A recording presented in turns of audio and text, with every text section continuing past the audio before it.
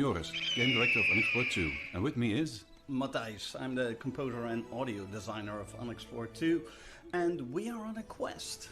In this case, we're on a quest to wake the flow elemental. This is Baaz, welcome to the stream. It's a magic being that will allow us to... This is the day 2 of Gamescom. Magic into the world. So let's watch some more new games. Here we're using a lot of wind magic to and navigate a detailed this dangerous environment and actually try to locate a cave where we can find a sigil which will allow us to really wake that magical element of flow.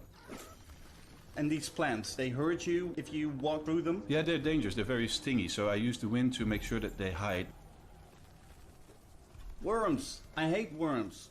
Yeah, I don't really like them too, and they're actually quite dangerous. So you can see me fighting them off. Actually using the wind magic as well to keep them at bay a little bit, to shock them into some distance. That will allow me to get a couple of swings in. We're now in a spooky dark cave. Yes, this is the Flow Rock Heaven where we actually can find the sigil. The Flow Rock Heaven has this natural magical rock formations called Flow Rock, which we try to control using the staff. What is this game? game? Some of them are actually too heavy to use. What we need to do now is actually locate a source of flow blessing, which will temporarily boost my flow magic. If you look around in this game, there's a lot of things you can find in the dark places. Oh, I guess here it is. Yes, this is it. And you can immediately see that the power I have now controlling the flow rock is grown immensely.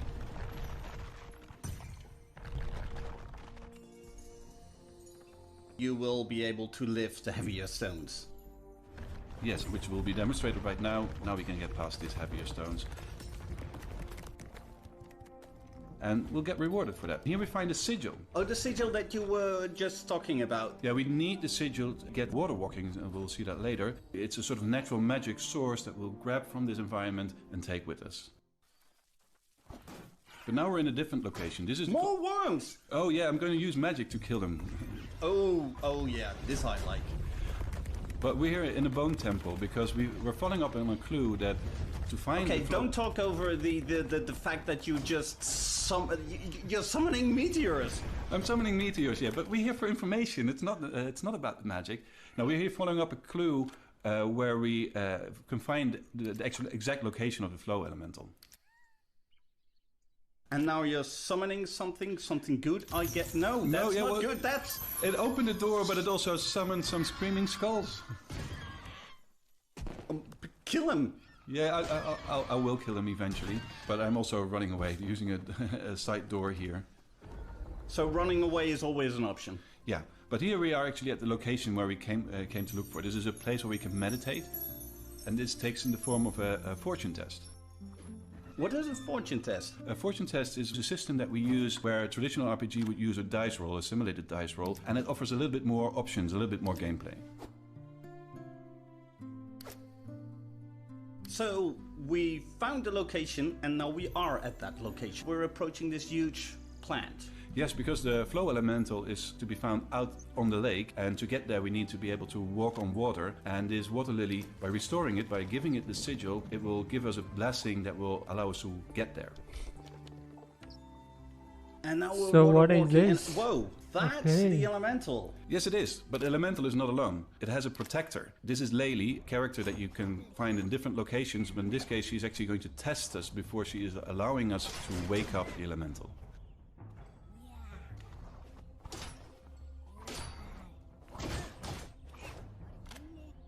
So why would you want to wake this elemental? Well, waking the elemental brings about more powerful magic in the world. You can do this once per world and it will give you a permanent boon.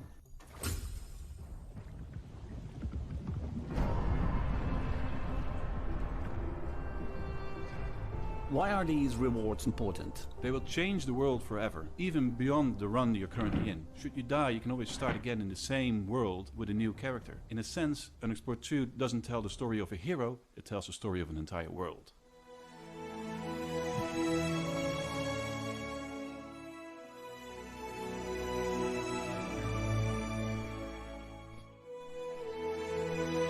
Unexplored 2, The Wafer's Legacy. Well, the three of us are just about done with Gamescom Studio for the day, or night, or morning, or evening, or whatever the hell time of day it is where you are or we are. But before we wrap up the show and hand it to three people who didn't have to wake up at the butt crack of dawn this morning, let's talk about some of our favorite games that we saw so far today. Max, let's kick it off with you and Little Nightmares. Yeah, Little Nightmares 2. I'm really excited about this. I really enjoyed the first game. The best thing I can compare it to is playing it managed to make me scared in a way that I haven't felt since I was a little kid and still scared of picture books. Like, it's got this very kind of primal, kind of like fairy tale horror to it. And it's very much akin to sort of, you know, Limbo or Inside. It's got that kind of like, you know, just beautifully realized puzzle platformer kind of approach with a lot of, I don't even know if it counts as sort of cinematic, I would say like diorama-esque moments like this, but it looks really creepy, and I hope it's just kind of more of the same. The first game was good, pretty short. It got some DLC, but yeah, this has been in the works for quite some time now, and I'm happy it's coming along. On the note of sort of just horrifying things, there's also the Stone of Madness, which we got to look at for I think the first time today, which is that tactical game about a bunch of people trying to break out of a monastery. Which the more I think about it, the more interesting that sounds. I love like a good prison break you know, story, and I feel like that's one of those things that isn't really tapped into that often in games. It's like, you know, that's how a lot of Elder Scrolls games start, but it's sort of you know, to make that the core concept of a bunch of people trying to get out of a monastery, and they're not, you know, they're not like ultimate badasses, they're just regular people. We got that game a way back that you and I played the first bit of it together, but this looks, you know, obviously way different, a lot more darker and a lot more insane. Casey, you were talking about how the Stone of Madness is basically a physical object that people believed could develop in your brain and make you go crazy. So that's fun. They would use, I can't remember what the tool, trepidation, where they would drill into your head and remove a piece of your skull, and to try and get a stone that didn't exist out of your head. And though that procedure does have practical uses to relieve pressure if you get a concussion or something, it doesn't really do anything for any kind of psychological mental illness is not caused by brain rocks. That's a whole different issue entirely. Yeah, we're not sure, but we are sure that Casey's really into Scarlet Nexus, which looks awesome. Tell us all about it, Casey. So I know we did get to see my video preview earlier today, but the written preview has a ton more information about the story and also about the genre of the game. So the creators and developers decided to dub Scarlet Nexus as brain punk. And that is because basically everything in this world is centered around the brain. So it looks very technologically advanced, and that's because people have these psionic hormones in their brain that let them control things in the world. So kind of like how we talk to, I don't know, Siri with our voices, they could just do it with their minds. These people also have special extrasensory powers like psychokinesis and pyrokinesis, and they use those powers to fight these crazy monsters called the Others. How anime does all that sound? It's super anime. But I was I was really hoping I'd be able to show you more concept art of the enemies, because man, it is so cool. They are really interesting. Is that some right now? It looks like a goat wearing high heels. I'm into it. I guess the idea was to take inorganic and organic and mash it together to create really disturbing things. You also liked Genshin Impact. We'll talk about that one very quickly. That's definitely a really cool looking game. I really just wanted to mention this. We've been hearing about this a ton, but we finally know when it will come out to the PlayStation 4 from today's trailer, and that is September 28th. Yeah. Wow. People are calling Breath of the Waifu, which I dig. We need more Breath of the Wild style games. I really liked Morbid. This was a sort of top-down Lovecraftian, Cronenbergian, Soulsbornian game. That's a lot. But I was a big fan of Salt and Sanctuary. I'm obviously a huge Dark Souls, Bloodborne guy. Salt and Sanctuary came pretty close to hitting the mark for me, but I think the 2D methodology of that game didn't entirely click, but this sort of like 16-bit, you know, sort of SNES JRPG approach to the Soulsborne genre is really cool. Very violent, lots of blood. You'll get to see some bosses in just a second too. This looks like it's going to be tough as nails and pretty unforgiving, but also like you get some big crazy weapons and those other really fun stuff. Lastly, I wanted to talk about Downhill. The Lonely Mountain Downhill DLC is coming very soon, and it lets you ride around a bicycle on an active volcano. comedically violent downhill bicycle riding game where you bash your head open on rocks and play the levels over and over to get better. But this is just the beginning of Gamescom Studio. There is so much more, but from the three of us, not so much more, because we are going to stop talking now and hand the show to other people. Casey? Can I go back to bed now? Max? Is it time for beer? Can we have beer? I don't know what time it is. Both of you can have beer in bed all you want all day long, because I'm not your mom and I don't care. Anyway, here's Akeem, Damon, and that other guy with tons more gaming coverage right here on Gamescom Studio. We will be back tomorrow, but stick around because there's more to come.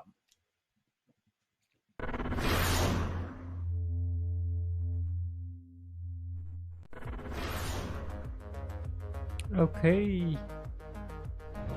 Still using those tiny phones and tablets to watch IGN? Give your eyeballs a rest because IGN has moved I thought to your the living room. show Get is first going to looks end, and but in-depth reviews I knew of the most talked about titles. Thank you so much for chatting with me. that is not. And take a front row Because seat they to the haven't biggest shown events of the year. Tune in so on your much Samsung yet. TV Plus, Pluto, and Flex, and take a load off. Tune in to IGN 1. Not only is IGN the world's biggest media brand for games and entertainment, but we also have a team of some of the world's biggest fans of your favorite franchises.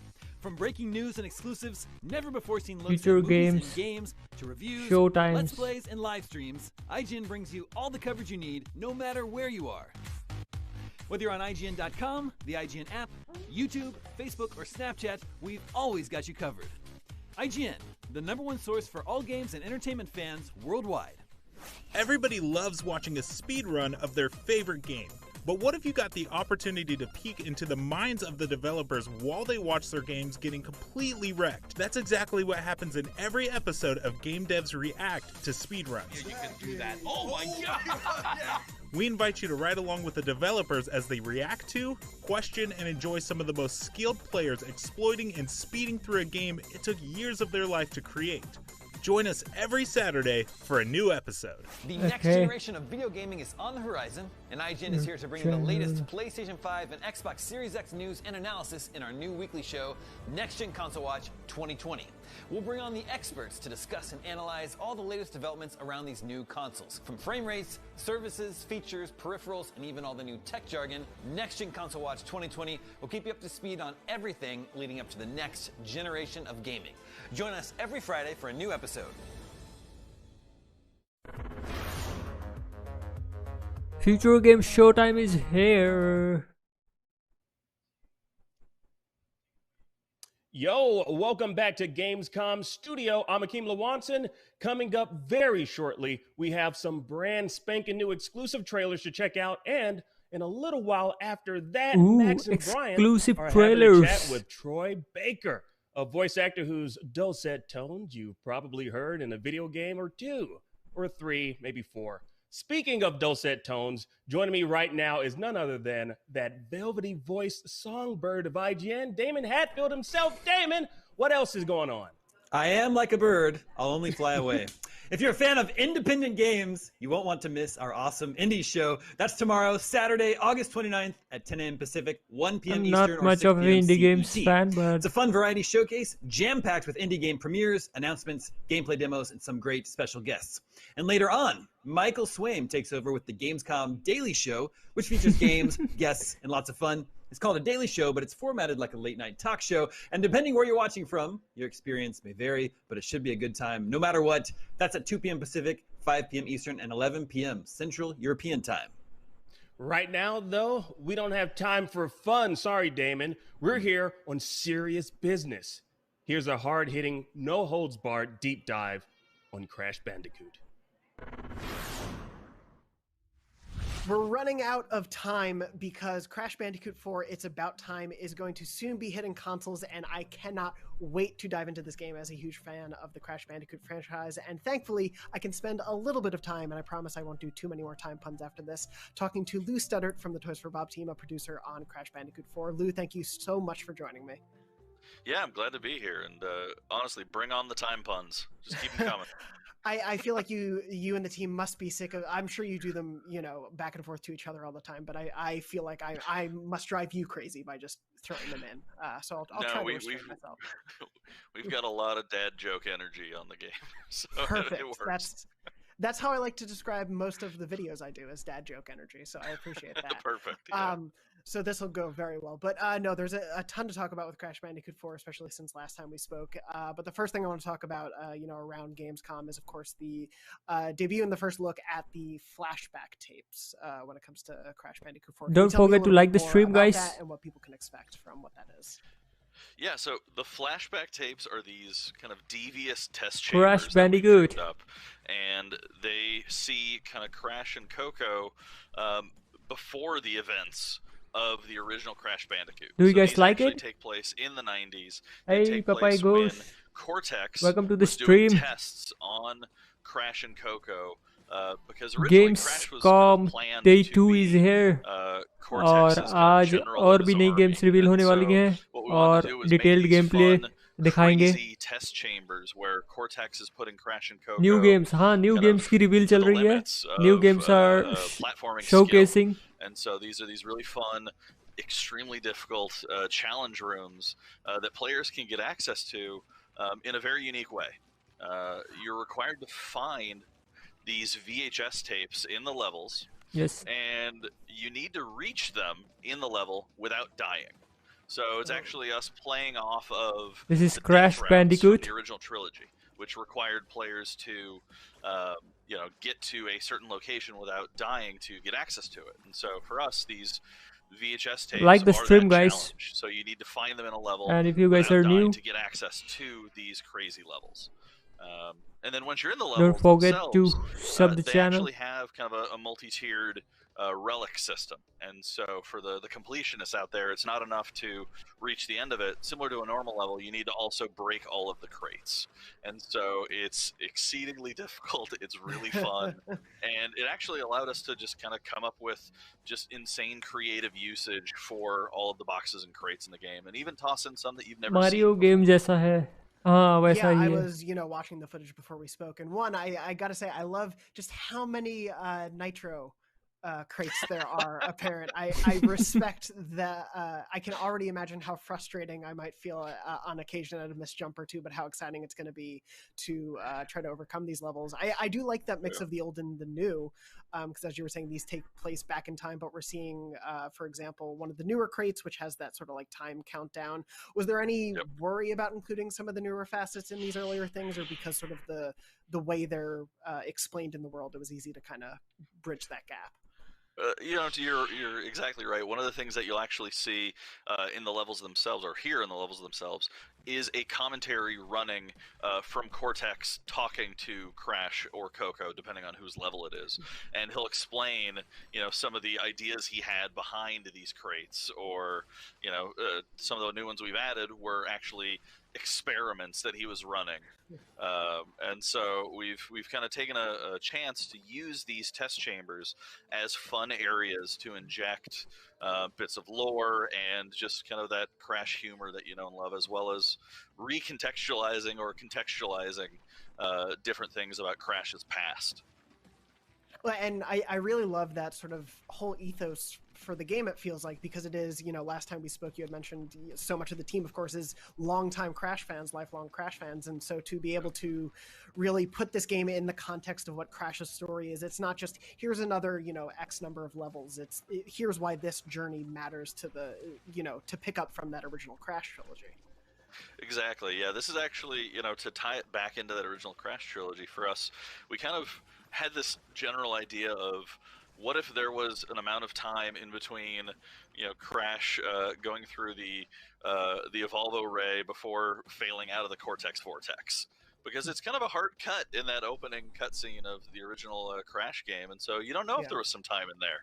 And so what this is if there was an amount of time in between that evolving process and Cortex Vortex, where Cortex is really kind of bullish on the idea that Crash is going to be, his next great general. And so from a storytelling perspective, it was really fun for us to come up with some fun lines and some fun audio for Cortex and some of the other scientists, where they're really positive on Crash's progress, and they're really excited to see what he could become without knowing that, you know, he'll actually be their future nemesis. I love that, because it is, you know, as someone who's been a fan of the franchise since that original trilogy, it's great to see sort of the twists of modern and retro that the team really seems to be bringing to this. And one of those things that I want to talk about, because everything that I've loved that I've seen about the game really comes down to so many great presentation notes. And one of those big things is, of course, that was something revealed a few weeks back, but the inverted mode, which is sort of the mirror mode of the game. For those who may not have seen that initial reveal, or for people looking for a little bit more, can you sort of give me just like a brief overview of how inverted mode plays into the rest of Crash 4? Sure, absolutely. So inverted mode is what we call our souped up take on mirror mode, but it's not just flipping the screen and having that mirroring. It's also introducing these brand new kind of visual aspects and presentational aspects to each of our dimensions.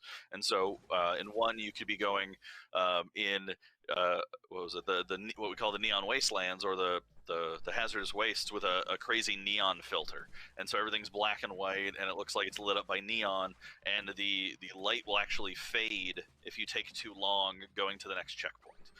Or we have one that looks like you're underwater, and we're actually making it feel more like you're underwater. And so some of these have really fun gameplay altering effects. Some of them are purely visual, or really excitingly visual, like one where you're in a black and white world and you're spinning, and spinning causes paint to spill out and paint the world.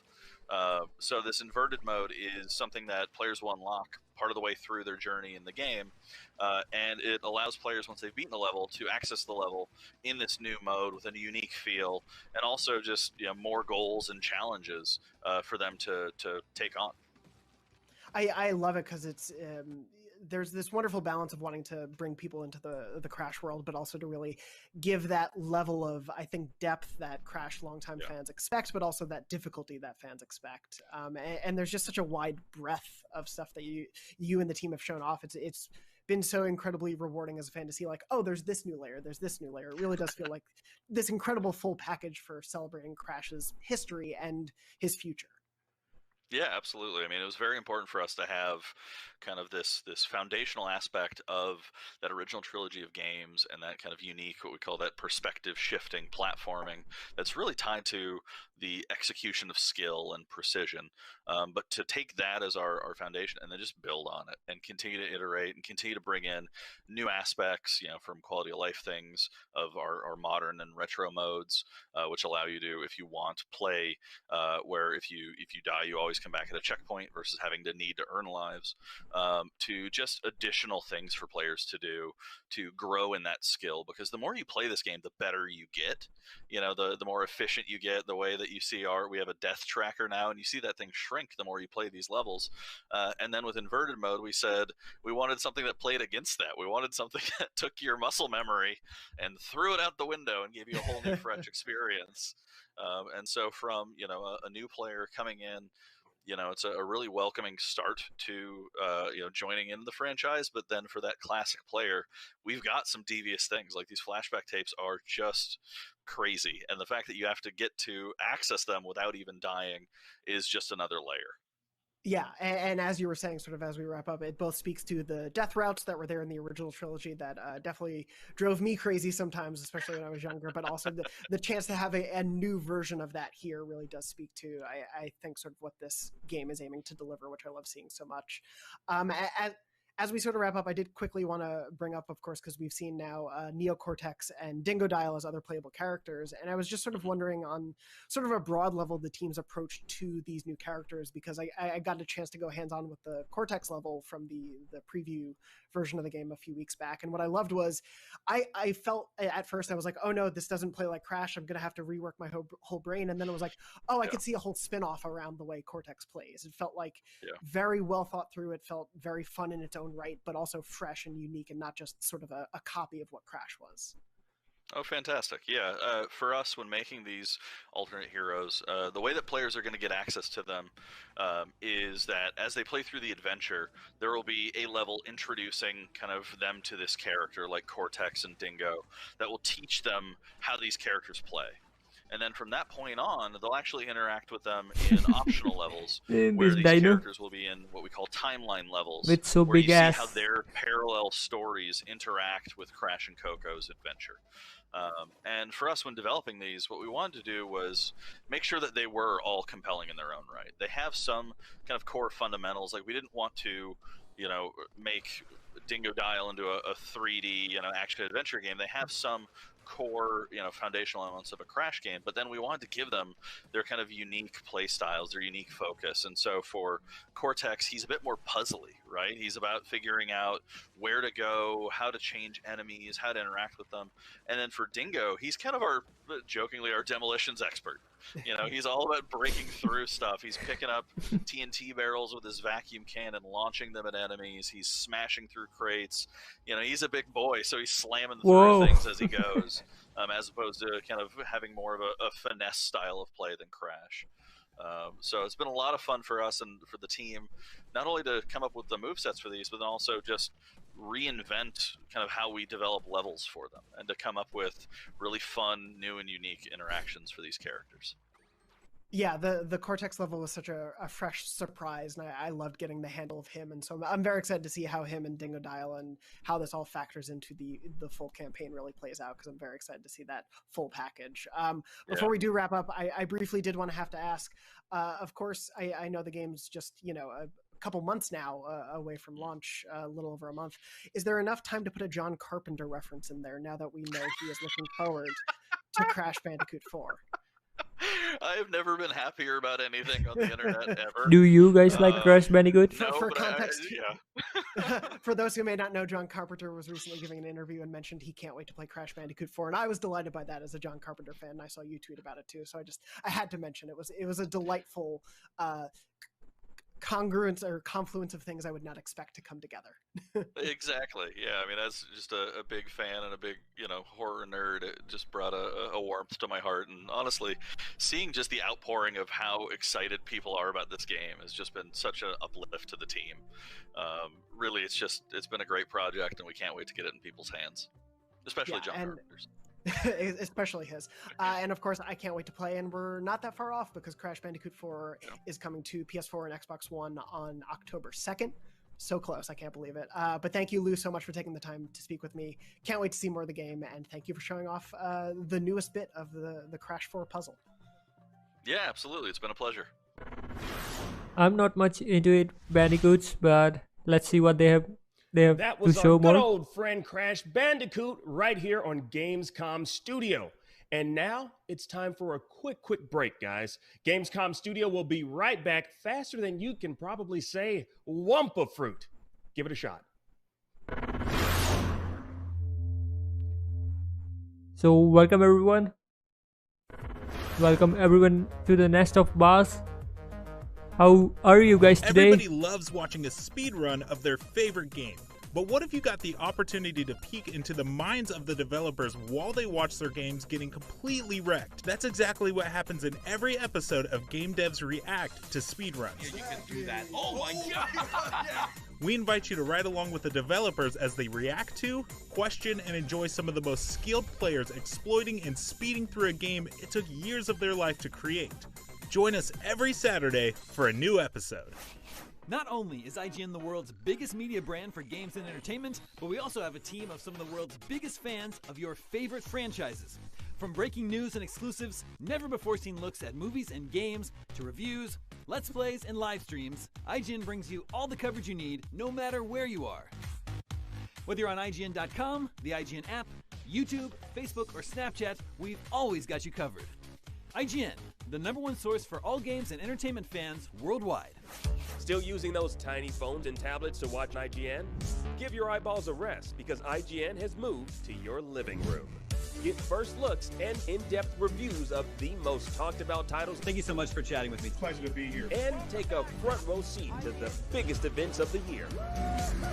Tune in on your Samsung TV Plus, Pluto, and Flex. and take a load off. Tune in to IGN 1. The next generation of video gaming is on the horizon, and IGN is here to bring you the latest PlayStation 5 and Xbox Series X news and analysis in our new weekly show, Next Gen Console Watch 2020. We'll bring on the experts to discuss and analyze all the latest developments around these new consoles. From frame rates, services, features, peripherals, and even all the new tech jargon, Next Gen Console Watch 2020 will keep you up to speed on everything leading up to the next generation of gaming. Join us every Friday for a new episode. So here we are back.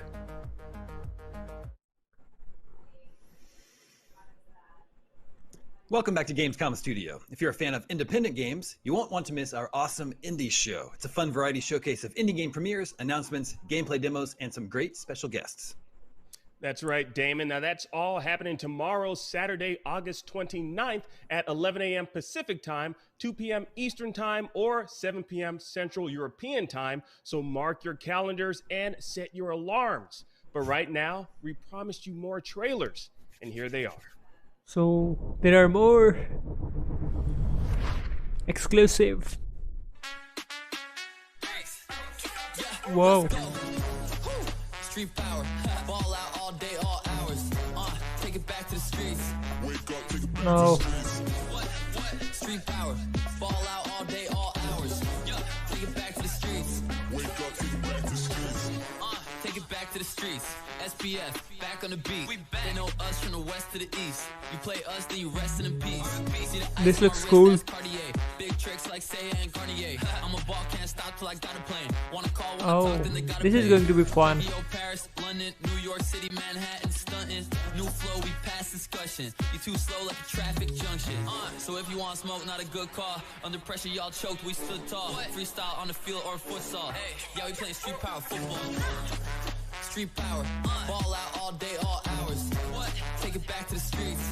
Wake up, take it back to the streets. So no PC release? What the fuck?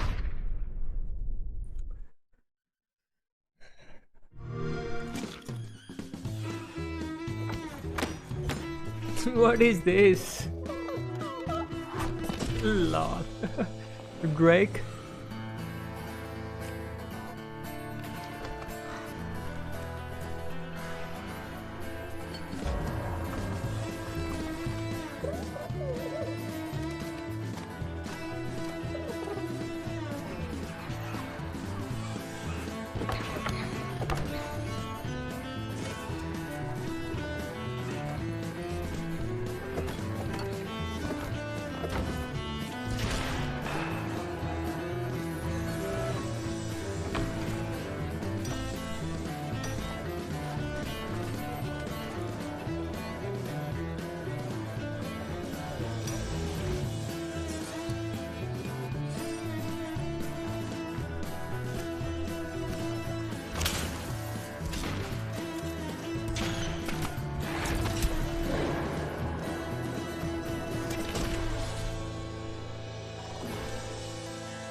Available now.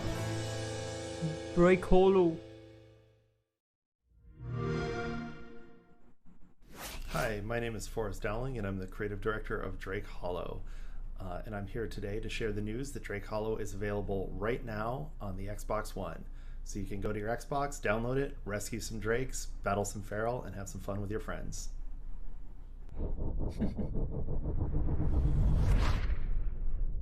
Or exclusive? Raji, yes, I have played this game's demo. This is an Indian game. You guys should try once.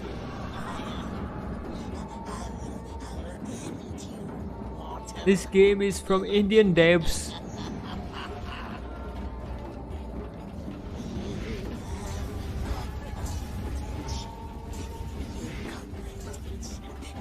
No, please, you're dead.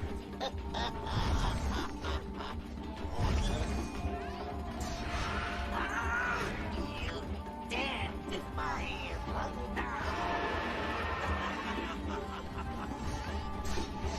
This game is by Nordic Games. I have played the demo. You guys can watch it on my channel.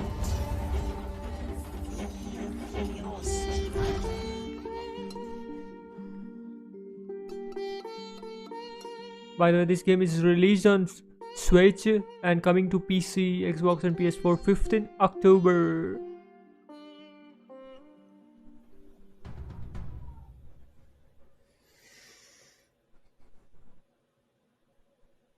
We just got new trailers for Street Power Soccer, Drake Hollow, and Raji, an Ancient Epic. Let's talk about them. I did not realize Street Soccer was a thing. Did you guys?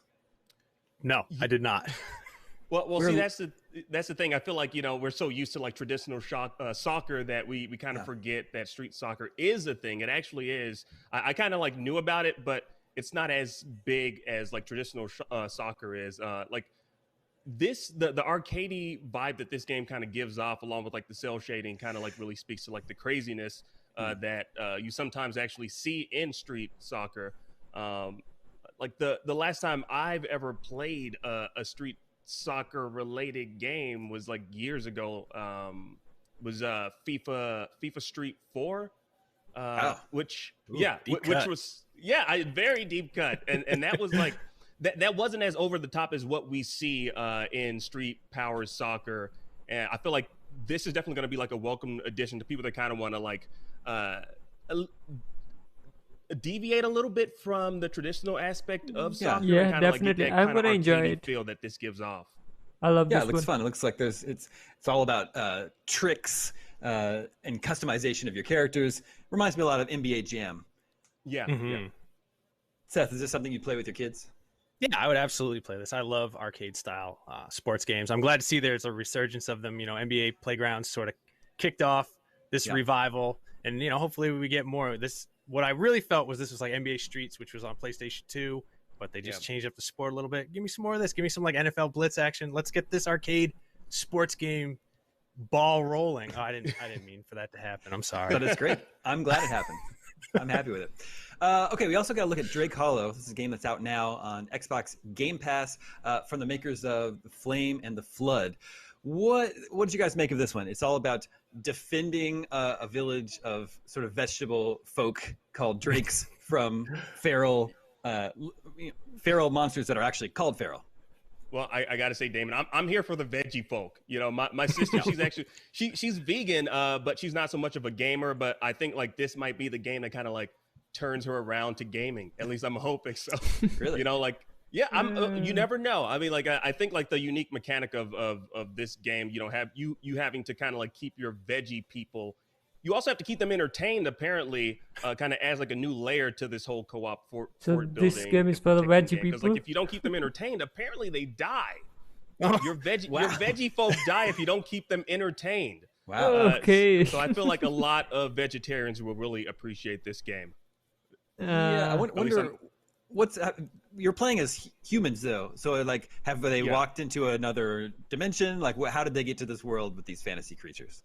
Well, I believe that they were living in like a desolate world already, and then they kind of just these kids discover this place called Drake Hollow with these drakes that live there. The natives are called drakes, and they just so happen to be veggie folk that you have to protect from some evil darkness. It's a unique premise for sure. Yeah, for sure. It looks cute and fun. We also got a quick look at a boss fight in Raji, an ancient epic, which is an action adventure game set in India. But I think we have just about run out of time. Although this game does look very cool to me. I got sort of a Zelda vibe from this. Seth, how about you? Yeah, absolutely. I like the looks of this one. Yeah, and I love the fact that you know it showcases Indian mythology, or it's inspired by Indian mythology. Right. Like we've seen so much of like Norse and Greek mythology in games. It's really nice to kind of like see new mythology kind of like shown or showcased in games. So I'm here for this one. This one's cool. Yeah, I agree. Okay, remember, for the foreign people, this today, game Gamescom will be new. Gamescom Daily Show, where notable humorous person Michael Swaim will be hosting a fun variety show with indie games, guests, general fun. And if you've got other plans today, worry not. He'll be back with another episode tomorrow. That's at 2 p.m. Pacific, 5 p.m. Eastern, and 11 p.m. Central European time. Right now, it's time to check out another game. There have been plenty of games where you play as a robot, but this one has you controlling 20,000 robots at once. This is Drone Swarm. Let's take a look. 20,000?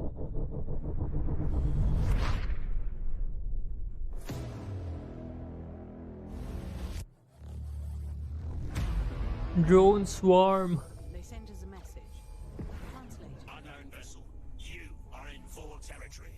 Leave or be fired upon. Okay, I leave.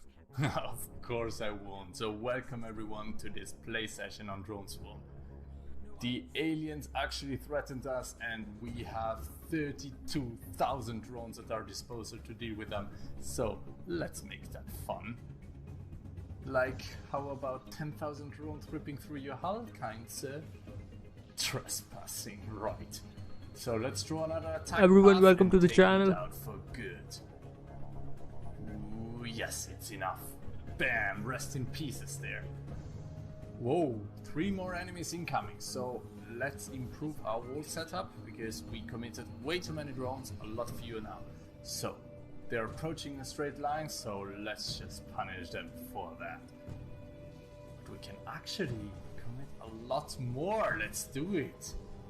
Symphony of Destruction, nice. It's absolutely crucial we keep our walls in place because the Argo, our mothership, is actually kind of fragile. So if we lose that one, it's over. But we got finally rid of that. Now we can scan the planet, what we came here to do in the first place. Well, that's also our main mission. We need to find a new home for When will the humanity. future game So show here we are, starts? punching some alien Unfortunately, no suitable planet found It's here, going so on. let's jump to the next system. On and the see way, what it's has going in on. store for us. And there are more to show. This is one of the game. Well, what have we here? 2 aliens fighting one another. I like it. Unknown vessel, this is And welcome to the channel, guys. we come in peace. Don't forget to like and subscribe this channel because we always come with amazing content. The Shun is this new race. Let's see what they got. Some attack path. Ooh, they have lasers. Whoa, they're damaging my drones quite heavily. So what's happening? Beware of their laser. More incoming. We need to take care of them fast. Ah. Ouch, that hurts. Look at all the light flashes in my swarm. Oh, that hurts a lot. Attacking from the front was a bad mistake. Let's, see, every single explosion, every single light flash in my swarm is 1 drone dying. Already 3,000 drones lost. Oh, at that rate it will be bad. And imagine if there's even stronger lasers later on. Ooh, they will just cut through my defenses. And that is exactly what Drone Swarm is about. The aliens finding constantly new ways to counter you, to counter your tactics and your defenses. For instance, check out this new enemy type, the Interceptor. We actually call it the Wallbuster. And here you see why. I don't like this game And much. the worst thing, it's shielded too. Look at this. All my drones just being repelled by its shields. That's just... So you need to come up with more clever ideas on how to approach it. Maybe different wall configurations. What do you guys think of this one? indirect attacks with a cannonball. Well, I'll leave that up to you. Or how would you handle super fast enemies like this one? You This is barely not catch fun. him. Imagine what happens if he hits heavily too. Or fighting in an asteroid field while being constantly under pressure because holy crap, those asteroids do hurt. All the while adapting constantly to the enemy tactics and avoiding the local hazards in the map. Well, and sometimes you just use them to your own advantage. Overall, Drone Swarm will be challenging you with a lot of crazy fights, and you will be trying them again and again until you find a working strategy. Thanks for tuning in, make sure to wishlist us and be back. Bye. Earth is dying. We must find a new home. Nah, no. Not this one. That was Drone Swarm right here on Gamescom Studio. Now we need to take a short break, but when we return, a whole block of new game demos. So stick around. Yeah, you guys hear it? There are much more to show.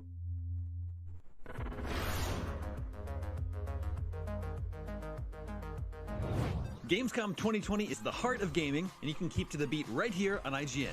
we've turned the single biggest show in gaming into 5. Gamescom Now is your virtual show floor with up to the second live coverage. So what's up, Gamescom guys? Daily Show, Gamescom's first ever late night talk show, our Gamescom Awesome Indies show, the freshest deep cuts in indie gaming, and finally the Gamescom Best of Show, including the Gamescom Award. Gamescom 2020 is available on IGN and wherever you stream Gamescom Now. Not only is IGN the world's biggest media brand for games and entertainment, but we also have a team of some of the world's biggest fans of your favorite franchises. From breaking news and exclusives, never-before-seen looks at movies and games, to reviews, let's plays, and live streams, IGN brings you all the coverage you need, no matter where you are. IGN, the #1 source for all games and entertainment fans worldwide. The next generation of video gaming is on the horizon, and IGN is here to bring you the latest PlayStation 5 and Xbox Series X news and analysis in our new weekly show, Next Gen Console Watch 2020. We'll bring on the experts to discuss and analyze all the latest developments around these new consoles, from frame rates, services, features, peripherals. How many and even people all the gonna buy jargon. new Next Gen Console Watch consoles? 2020 will keep you up to speed on everything leading up to the next generation of gaming. Join us every Friday for a new episode.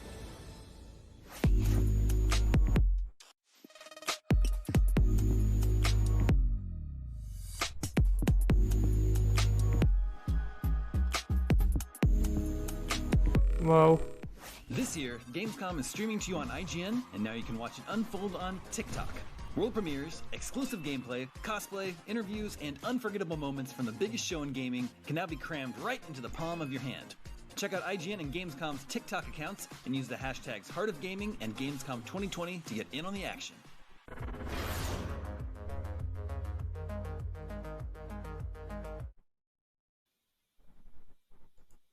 Welcome back to Gamescom Studio. You know, for a lot of us, going to school definitely wasn't fun. In fact, it was basically the opposite. If you're like me, you probably spent a lot of time in your classes wishing you were home playing video games.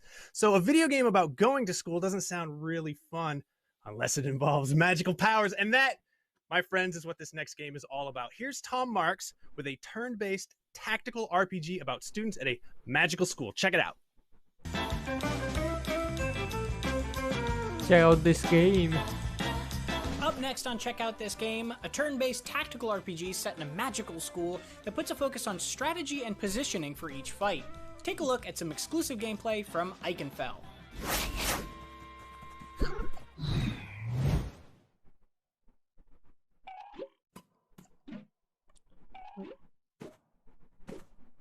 This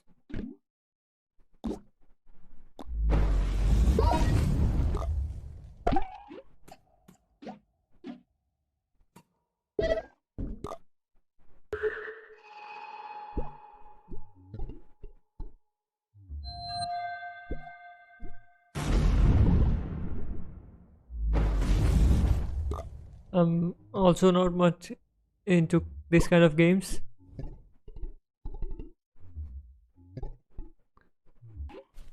Show us something else. We need AAA title.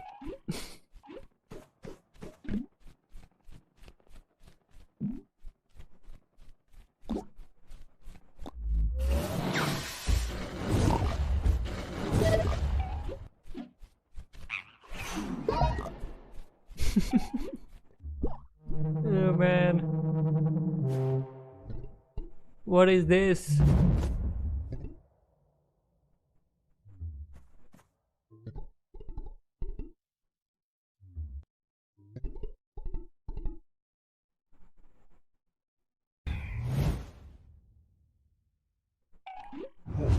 Who plays this kind of games? Anyone here who likes this one?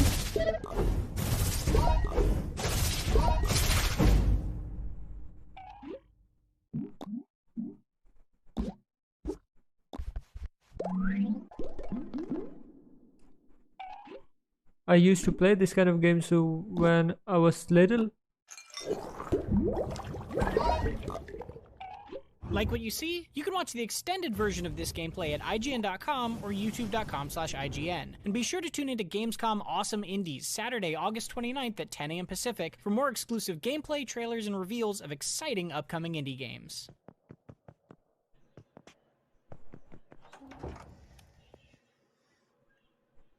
That was Tom Marks with a look at Eichenfeld right here on Gamescom Studio. Coming up next, WRC9 World Rally Cross Championship. WRC9, let's go. Yeah. Hi, I'm Alan Genu, Creative Director at KT Racing, and with a few days before the release of WRC9, we're taking a look at the content and new features of our new game in the WRC series.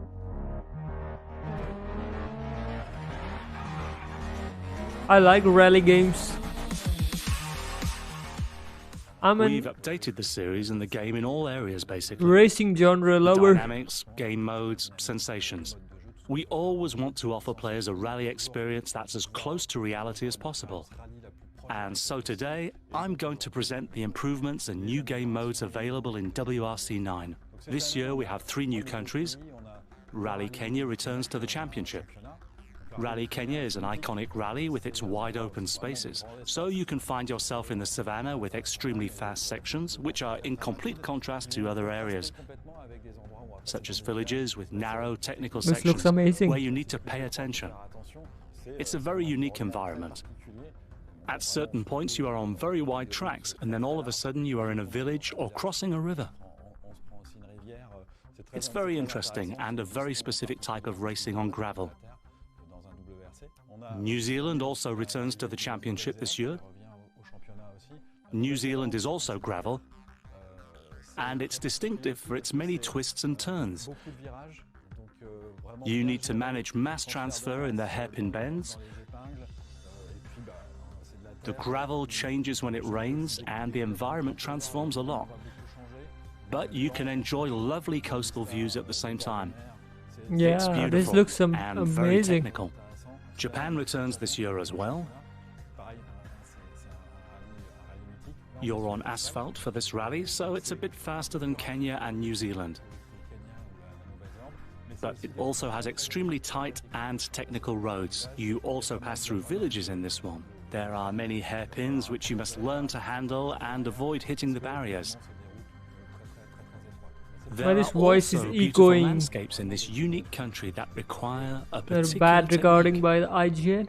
So in this year's WRC, you have these 3 new countries, plus all 13 countries that were initially planned for the championship. We've always wanted to improve the simulation side of WRC to try and recreate an authentic feeling of driving, and to be as realistic as possible. For example, you can fine-tune your cars. When you've adjusted your setup, you can save it and test the car in free roam in different conditions. This environment includes all the conditions you'll find in the championship. The simulation aspect is important to us, and it has been further developed this year thanks to feedback from the fan community.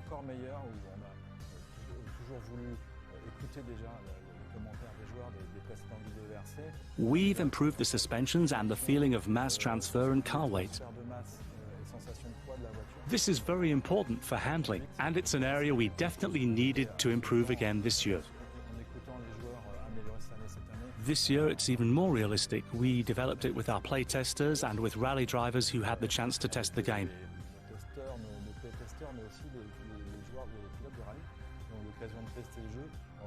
We immediately felt they were much more comfortable with the game than they had ever been. For example, at a recent esports final in Finland, we noticed they picked it up very quickly and felt comfortable with it. Whereas previously they weren't as comfortable, because they aren't all gamers and had some trouble getting into the game. In just a few minutes or hours, they were completely at ease. They could set up their car like they wanted and start racing. They were even competitive against esports players. This was truly amazing because we had 2 distinct worlds up until now, between the gamers who know video games well and rally drivers who know how to drive really well. Timmy Tummer, yo, welcome to the channel, welcome to the show. So this year we really felt that the drivers got good feelings from the game and felt very comfortable with it. And that's amazing for us. It's a great achievement and justifies the time we've spent on developing the game, including giving our programmers the chance to ride in rally cars, so they can experience the sensations and really succeed in reproducing the rally experience. In this year's WRC, there's a new mode, which is really big and highly anticipated by the community. The Clubs mode. In clubs mode, players can create their own club and create competitions between friends or for the WRC player community. Donc le mode club dans WRC 9, c'est la possibilité de créer son club. The competition is in the form of your own championship. So you can choose up to 8 special stages in any country, a car category, conditions for each special stage, and basically create your own championship. Choisir la catégorie de voiture, très précisément, choisir les conditions pour chaque spécial, et ainsi créer son championnat. Once you've created the championship for your club, you choose whether to invite friends or open it to everyone. Plutôt ses amis, plutôt réservé à ses amis, soit de le rendre public, donc ça permet de créer, les joueurs peuvent ainsi créer leur propre compétition. And this is something the community have been really wanting. Quelque chose qui était très attendu de la communauté. We also want the game to grow over time and evolve for free for players. So it won't be a game that never receives any updates after the day it releases. WRC 9 will get free additional content. For example, Finland will be added a month after the game releases with 6 new special stages. Finland is in the base game, but we are adding an expansion that completely revamps the country with the new rules we've set up in the level design. So Finland will be even better and more realistic. And the same applies to Portugal 2 months after the game releases. There will be new cars, new teams, and new game modes. All this content will be free for players. For the community, like with the clubs mode, we are adding a photo mode so you can share beautiful environments, cars and driving feats with the community.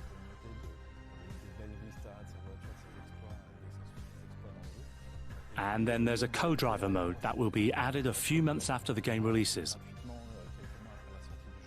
This is an online co-op mode where you drive a special stage and the co-driver reads the pace notes to the driver.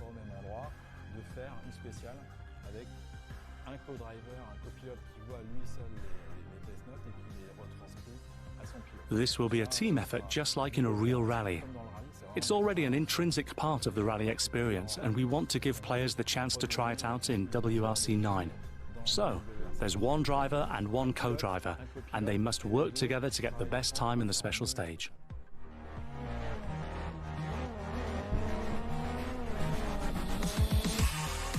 There you have it. You know everything about WRC September 9 8, now, and 2020. we look forward to sharing more with you when the game releases. That was WRC 9, and while there's definitely a psychological element to automobile racing and seeing that many motor vehicles moving so fast is a little frightening, it doesn't hold a candle to an alternate plane of reality filled with unspeakable horrors, which is something players will be exploring in the Medium. Let's take a look. Medium, yes, that game is going to be amazing. Exclusive. I've seen the trailer. We are not making horror games only to scare the shit out of people, but also to bring or tackle a specific subject. And in terms of medium, the subject is different points of view. I like this one.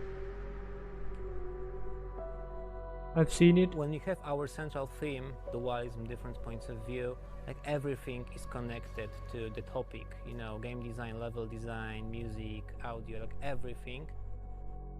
We at Bloober are making horror games with a story, but we are trying to not judge the players for their actions.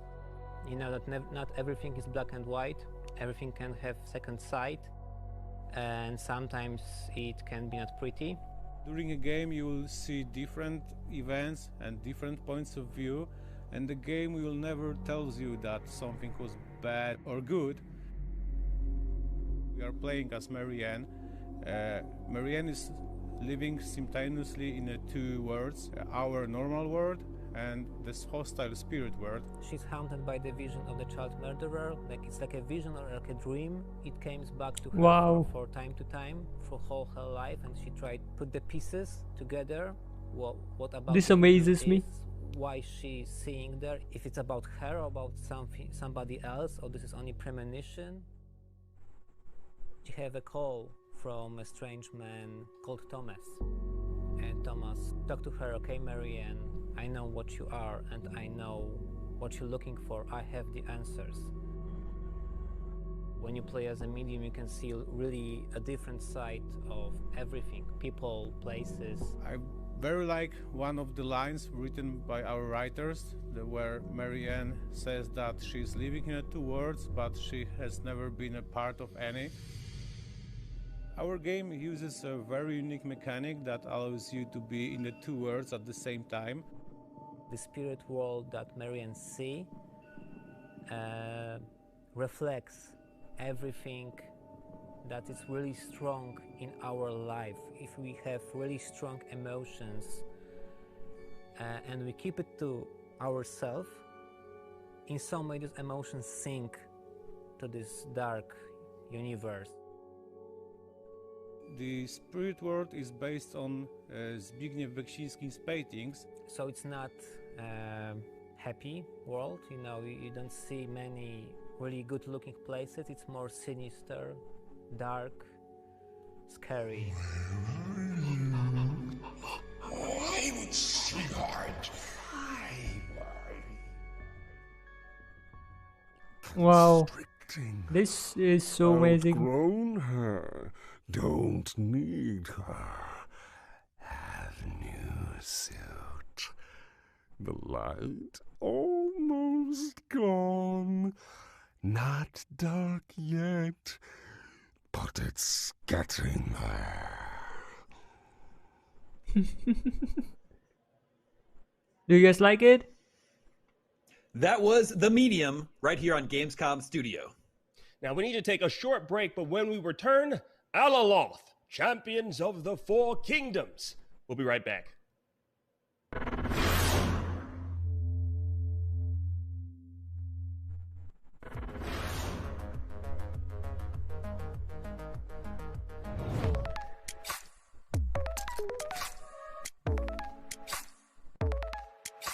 So what's up, guys?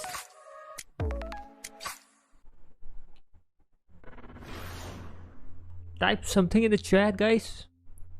The next generation of My video chat gaming feels is on the dead. horizon, and IGN is here to bring you the latest PlayStation 5 and Xbox Series X news and analysis in our new weekly show, Next Gen Console Watch 2020. We'll bring on the experts to discuss and analyze all the latest developments around these new consoles. From frame rates, services, features, peripherals, and even all the new tech jargon, Next Gen Console Watch 2020 will keep you up to speed on everything leading up to the next generation of gaming. Join us every Friday for a new episode. Not only is IGN the world's biggest media brand for games and entertainment, but we also have a team of some of the world's biggest fans of your favorite franchises. From breaking news and exclusives, never-before-seen looks at movies and games, to reviews, let's plays, and live streams, IGN brings you all the coverage you need, no matter where you are. IGN, the #1 source for all games and entertainment fans worldwide. Gamescom 2020 is the heart of gaming, and you can keep to the beat right here on IGN. We've turned the single biggest show in gaming into 5. Gamescom Now is your virtual show floor with up-to-the-second live coverage. Gamescom Daily Show, Gamescom's first ever late-night talk show. Our Gamescom Awesome Indies Show, the freshest deep cuts in indie gaming. And finally, the Gamescom Best of Show, including the Gamescom Award. Gamescom 2020 is available on IGN and wherever you stream Gamescom Now.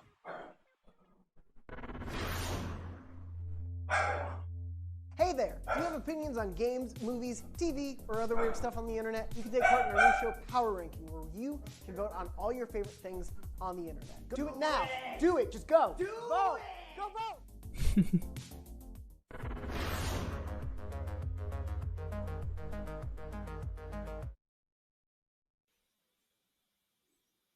Welcome back to Gamescom Studio. Coming up, we've got games about magical fantasy warriors, futuristic cyberpunk dystopias, outer space explorers, and very spooky ghosts. That's like the 4 basic food groups of video games. But don't worry, because we'll also be looking at games that feature gritty military action, hyper-realistic race cars, good old-fashioned sports, and of course, puzzles. We try to keep a balanced diet here on Gamescom Studios, you can tell from my figure. Anyway, without further ado, here's Tom Marks checking out some of those aforementioned magical fantasy warriors in Alaloth, Champions of the Four Kingdoms.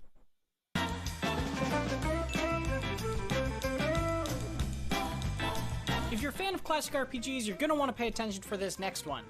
Alaloth, Champions of the Four Kingdoms is a hardcore action RPG with a fantastic look to it that seems to feel both old school and entirely modern at the same time. Here's an exclusive look at some brand new gameplay.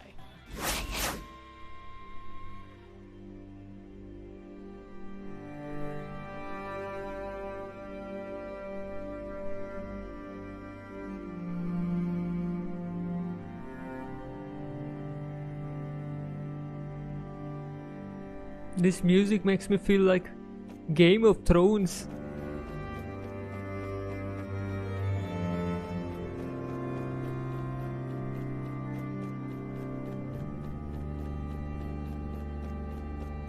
Omega of Kargake.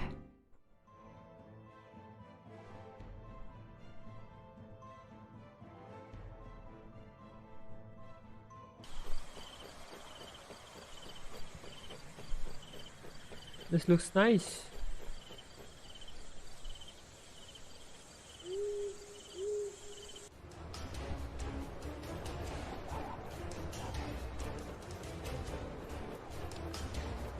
Now this music feels like God of War.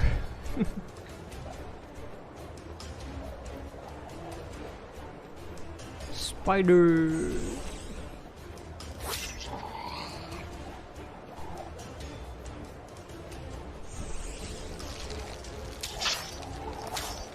One hit, one kill? He's that much powerful? Like what you see? Be sure to tune into Gamescom Awesome Indies Saturday, August 29th at 10 a.m. Pacific for more exclusive gameplay, trailers, and reveals of exciting upcoming indie games.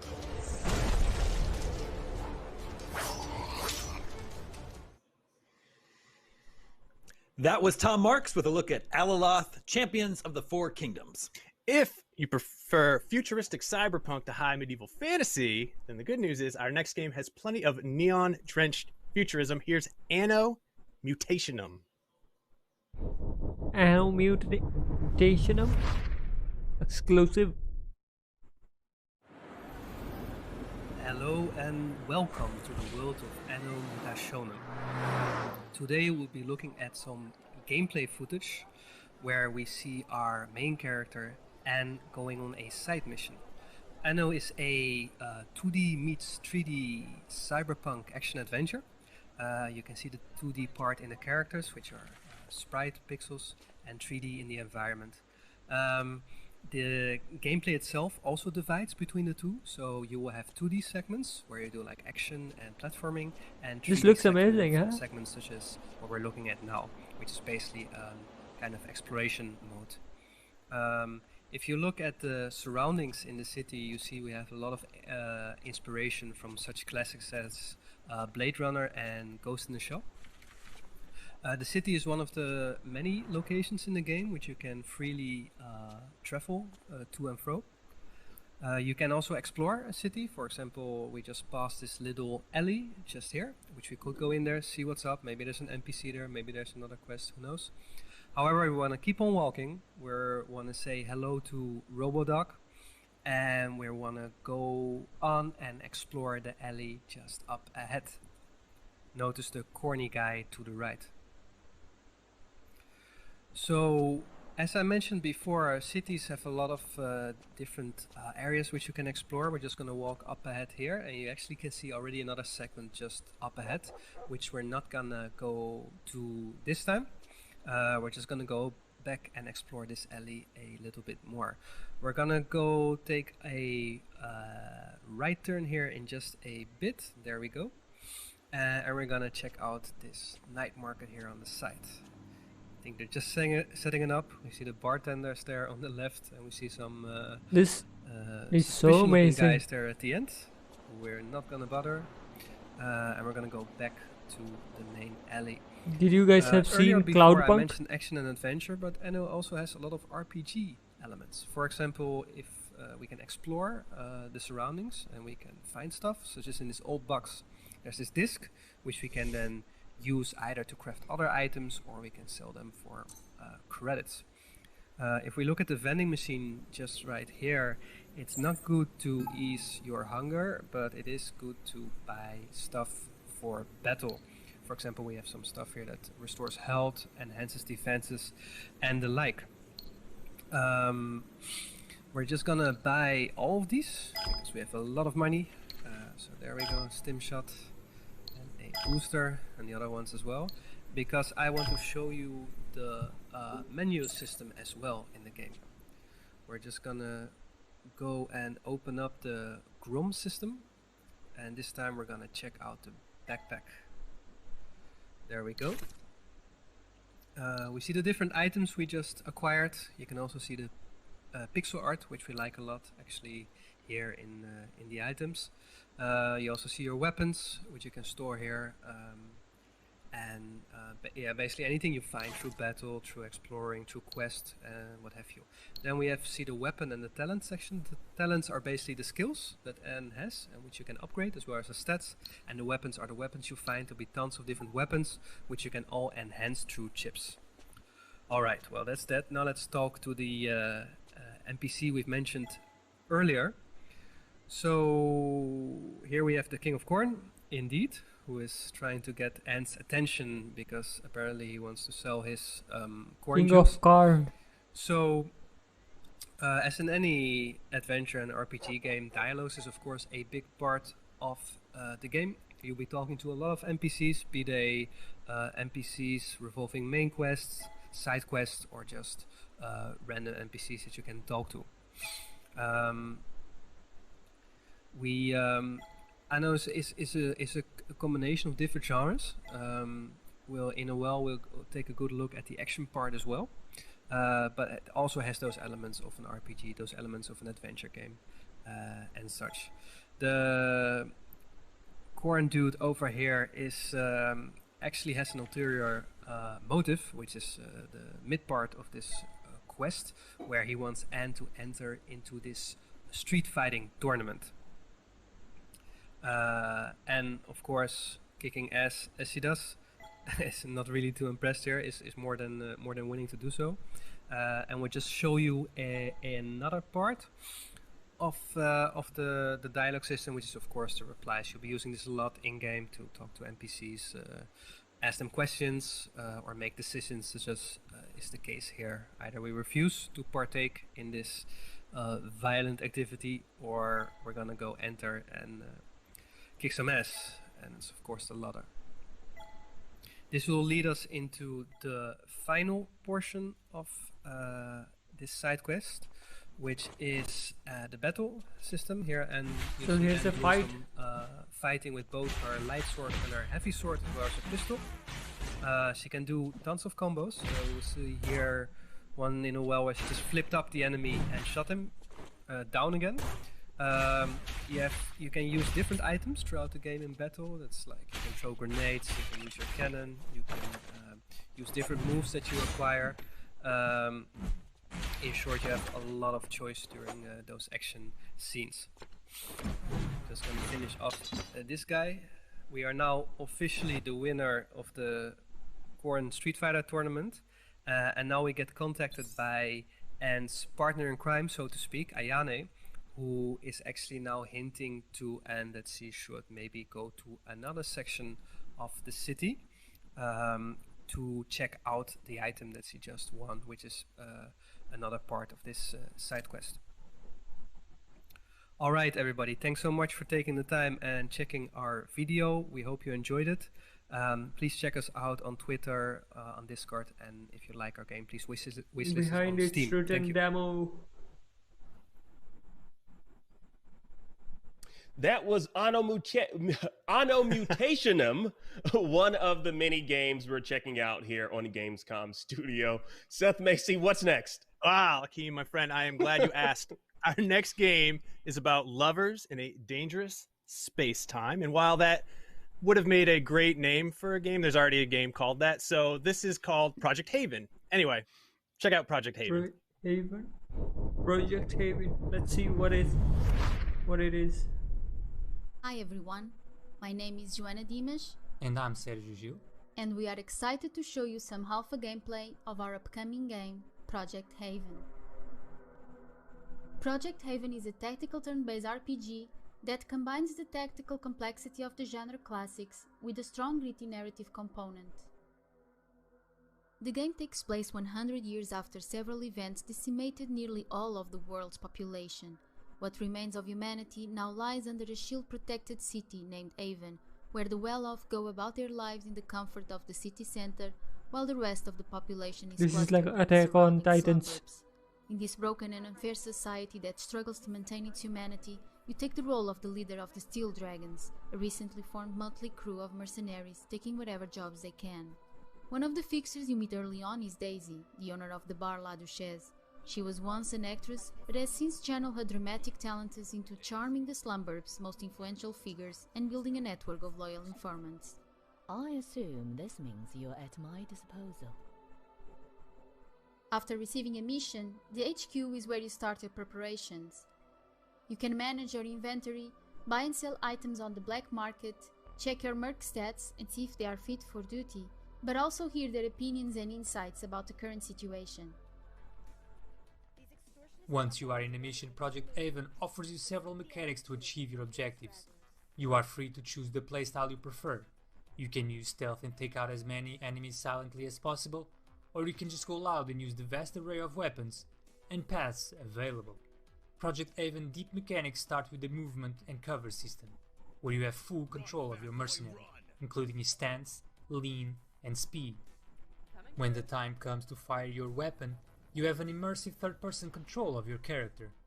This allows you to precisely aim not only at a specific body part of your opponent for different effects, but also to potentially aim at several enemies at the same time, depending on your weapon. Making full use of Project Haven's fully simulated projectiles require you to customize your weapons to suit your needs. Besides the choice of several modification types like sights, grips, suppressors and more, you can also use different types of ammunition that improve certain characteristics of your weapon, such as increased bullet penetration or damage. Just as important as the weapons is who wields it. Each mercenary in Project Haven has its own RPG-like progression, including attributes, specializations and skills, but also a unique personality that can be seen when they express their specific attitude towards each other, or towards the current situation. Careful, you're playing with fire. As you complete the story-driven campaign, you and your Steel Dragons will uncover a cold and brutal conspiracy that beats in the very corrupted heart of this last city on Earth. Along the way, you undertake missions that will reveal both the depths of desperation and the heights of hope that drive the struggling citizens of Haven City. We hope you enjoyed this overview of Project Haven. We've only scratched the surface. And if you'd like to know more and stay up to date, follow us on our social media and make sure to wishlist the game on Steam. Thank you for watching. Okay, so this game is coming to Steam. That was a look at Project Haven, possibly the most romantic game about space exploration ever, or at least since Mass Effect 2. This year's Gamescom live show is 4 days, jam-packed with gaming content, and it's all leading up to a great big send-off this Sunday. Head over to www.gamescom.global and cast a vote for your favorite streamer, Gamescom's most wanted, and the best of Gamescom.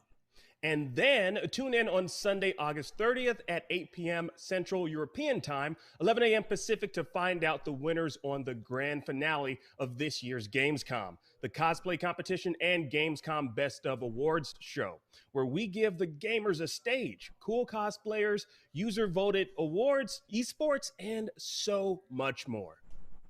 All right, coming up, we've got a very serious, spooky look at the upcoming psychological horror game, The Medium, and then a much sillier segment, but both involve one of its voice actors, Troy Baker. Then later on, we'll be closing the day out with the Gamescom Daily Show, but there's lots happening in between. Gamescom Studio continues right after this.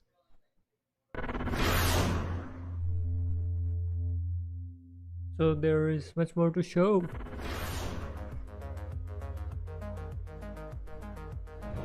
Gamescom 2020 is the heart of gaming, and you can keep to the beat right here on IGN. We've turned the single biggest show in gaming into 5. Gamescom Now is your virtual show floor with up-to-the-second live coverage.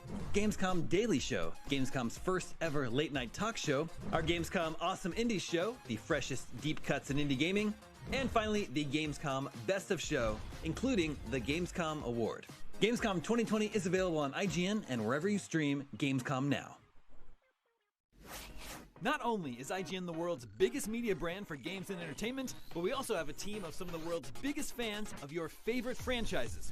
From breaking news and exclusives, never-before-seen looks at movies and games, to reviews, Let's Plays, and live streams, IGN brings you all the coverage you need, no matter where you are. IGN, the #1 source for all games and entertainment fans worldwide. The next generation of video gaming is on the horizon, and IGN is here to bring you the latest PlayStation 5 and Xbox Series X news and analysis in our new weekly show, Next Gen Console Watch 2020. We'll bring on the experts to discuss and analyze all the latest developments around these new consoles. From frame rates, services, features, peripherals, and even all the new tech jargon, Next Gen Console Watch 2020 will keep you up to speed on everything leading up to the next generation of gaming. Join us every Friday for a new episode.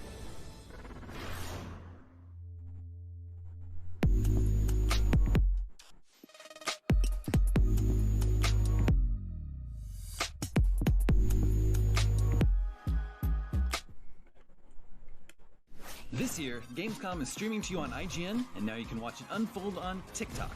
World premieres, exclusive gameplay, cosplay, interviews, and unforgettable moments from the biggest show in gaming can now be crammed right into the palm of your hand. Check out IGN and Gamescom's TikTok accounts. Right back. Use the hashtags Heart of Gaming and Gamescom 2020 to get in on the action.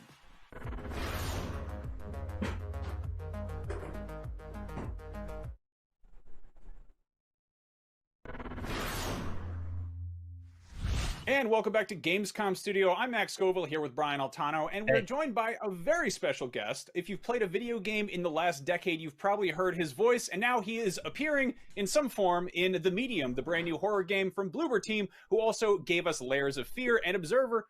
Proud to welcome Troy Baker. The very special. I always love when I hear that. It's like the very special. Let's just treat him with kid gloves. We can't. Well, you're in everything, man. You're like you're inescapable. It's constant. That's what I try to go for. Is like I'm the if nothing else, it's like here lies the ubiquitous Troy Baker. You may not have liked him, but damn it, he was everywhere. That's your Marvel Comics like sort of Homeric epithet. You're like yes. the ubiquitous Troy Baker. I think it reached legendary. So I think the next time we'll be like the legendary, ubiquitous, occasionally special Troy Baker. Ubiquitous man. He's everywhere. So speaking of everywhere, you are now showing up in The Medium. You are playing a character or a thing or a concept called the Maw, which sounds horrifying. What is it? It is. We were talking about this, and we prefer, after much deliberation and conversation, we were like, the entity. It's an entity, which to me just that word just evokes an instant kind of palpable, tangible creepiness to it, with an air of mystery. So yeah, I get to play the Maw, which we're going to learn more about in this incredibly. I'm trying to find a way, and I'm sure through this conversation we'll kind of be able to nail it down what exactly this experience is. But I mean, it does herald back to some of the earlier games that I used to play on, like, PC, like CD-ROM games or early DVD games that just to this day left an indelible mark on my childhood and resulted in the necessitation of therapy. So the irony, maybe this is my catharsis of just getting through it, is like, I know I'll be the baddie in one of these. Yeah, no, that rules. I mean, there's a little bit of point and click going on, lots of adventure stuff, lots of sort of survival horror feelings and attention here. Were there any sort of like classic horror movies that you brought into your brain when coming to terms with who your character was in this game, the entity? I mean, there's such a temptation to kind of like pull from, how about we have it be a little bit of this, and what if it sounds a little bit of that? But honestly, the credit goes to Bloober. This whole thing set out with, we were at DICE in the way back when, in the time before, in Vegas, and I got to meet up with some members of the team, and we had kind of emailed back and forth, and it was like, hey, if you're going to be at DICE, we have a project we'd love to talk to you about. And so as is kind of the vibe of that week in Vegas, it's just kind of like, meet me at these chairs or this bar or whatever, and let's grab a drink and let's discuss this. And they walked me through. I was familiar with those guys because of especially the year before the games they had put out, and I was like, this is a strong team that's able to do the caliber of and the pedigree of their studio was worthy of at least a conversation. And they started walking me through the same pitch deck that they had given the publisher to get greenlit. And I instantly was there's smatterings of, you know, like for me, like Silent Hill and kind of the way that this just definitely immediately evokes this air of creepiness without having to result to the tropes of what horror typically does. I love a good psychological thriller as opposed to just gore and kind of going straight to the gut. And just the pure, like even watching right now on the screen, the concept of the duality of this world and how that works, to me from a pure mechanical standpoint, was enough to bring me in. And then they showed me the character that they wanted me to play. And I mean, you guys know we've been around the block enough that I've been fortunate enough to be able to play a lot of different characters. And I've played the brooding hero. I've played the anti-hero. I've played the hands-on hip superhero.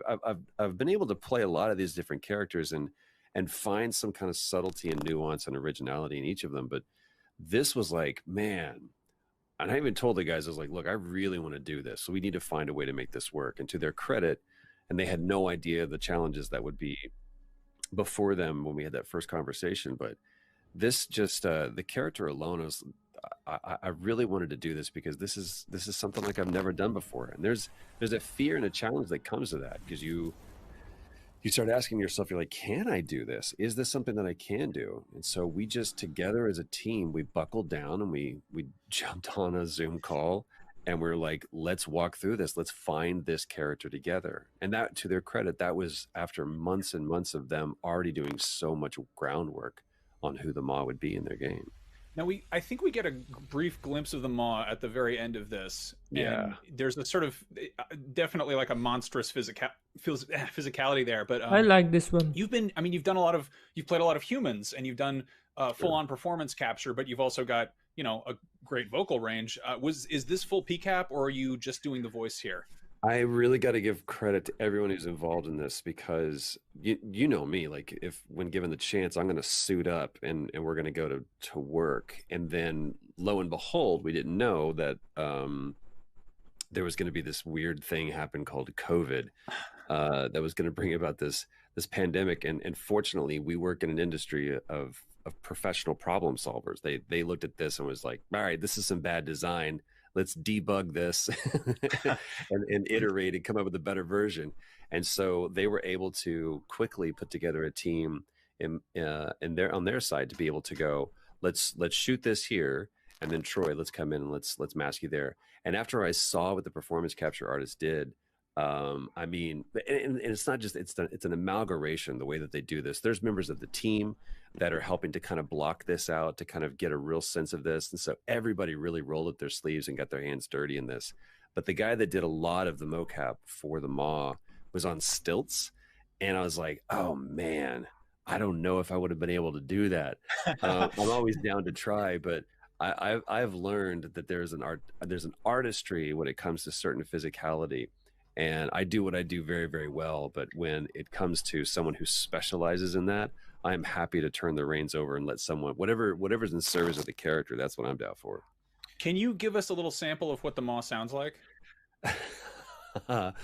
It's and again, there's so much trust that goes into it, because I always, you know, it always sounds different to me in game, no matter who I am. I'm always, because we're on a stage or we're in a booth or whatever, I'm like, yeah, and then I hear back in game, and when it's coming out of the character, there's just this natural flip that happens. But when we sat down to begin, it was like, what is this character? And one of the things that, without delving too much into the story and getting in the weeds of that, one of the things that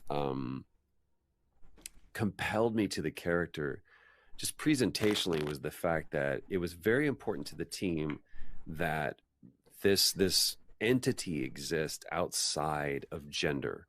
That there's an easy punt and a temptation to go, well, the bad guy, he does this, or she, and it's just kind of easily put them into one category. But there's something just inherently a bit more supernatural, metaphysical, but to me more interesting, when it's just it's taking on this form, but it exists outside the conventions of that form. And so as we began dealing with that, and kind of unpacking that and what that would look like, because for me, there's a quote by Ray Harryhausen who said, the most fearful beast is one that you can imagine in repose. And the fact that this is an entity who is yes, stalking you at times, but also is helping to inform where you are in this world. There's nothing more scary than an enemy that you want to like you, that you want to protect you, that you want to be its friend. And to me, this game kind of explores those notions as well. But that's a big setup for the fact that once we started getting into it, I wanted this thing to feel organic and not be processed. And so we wanted to make sure that we gave it a voice that felt, oh my God, that image right there is so creepy. That felt like it was coming out of a corporeal form, that wasn't just like put through a synthesizer. So a lot of it just came from the way I always like to start, and the way we started with this was to begin with, what does this thing sound like when it's just being there? Oof. And here we're kind of getting a glimpse of it. What is it?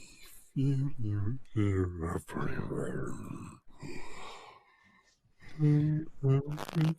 You are safe. So it just kind of became stuff like that. That's really creepy. That worked. That worked.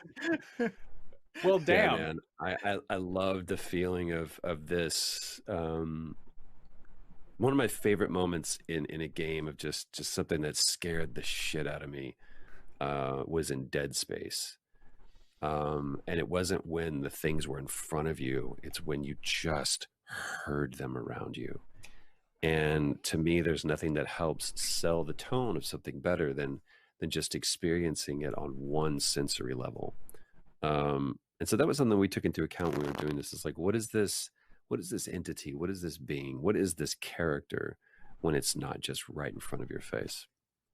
Well, goddamn, I'm both excited to meet the mob, but also sort of dreading the experience because it sounds harrowing. Yes. The Medium is coming out later this year for Xbox Series X. Troy, thank you so much for coming by and scaring the crap out of us. That was my pleasure, Max. That was one of the weirdest things I've heard over That Zoom was this year. a good sound effect. Anyway, we have lots more Gamescom Studio coming up, so stick around.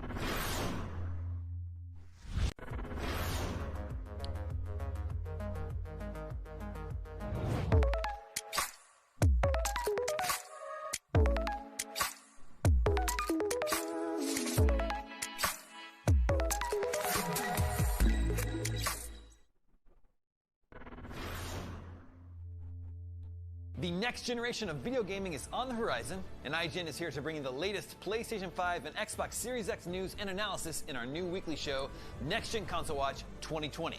We'll bring on the experts to discuss and analyze all the latest developments around these new consoles. From frame rates, services, features, peripherals, and even all the new tech jargon, Next Gen Console Watch 2020 will keep you up to speed on everything leading up to the next generation of gaming. Join us every Friday for a new episode. Not only is IGN the world's biggest media brand for games and entertainment, but we also have a team of some of the world's biggest fans of your favorite franchises. From breaking news and exclusives, never-before-seen looks at movies and games, to reviews, let's plays, and live streams, IGN brings you all the coverage you need, no matter where you are. IGN, the #1 source for all games and entertainment fans worldwide. Gamescom 2020 is the heart of gaming, and you can keep to the beat right here on IGN. We've turned the single biggest show in gaming into 5. Gamescom Now is your virtual show floor with up-to-the-second live coverage. Gamescom Daily Show, Gamescom's first ever late-night talk show. Our Gamescom Awesome Indies Show, the freshest deep cuts in indie gaming. And finally, the Gamescom Best of Show, including the Gamescom Award. Gamescom 2020 is available on IGN and wherever you stream Gamescom Now.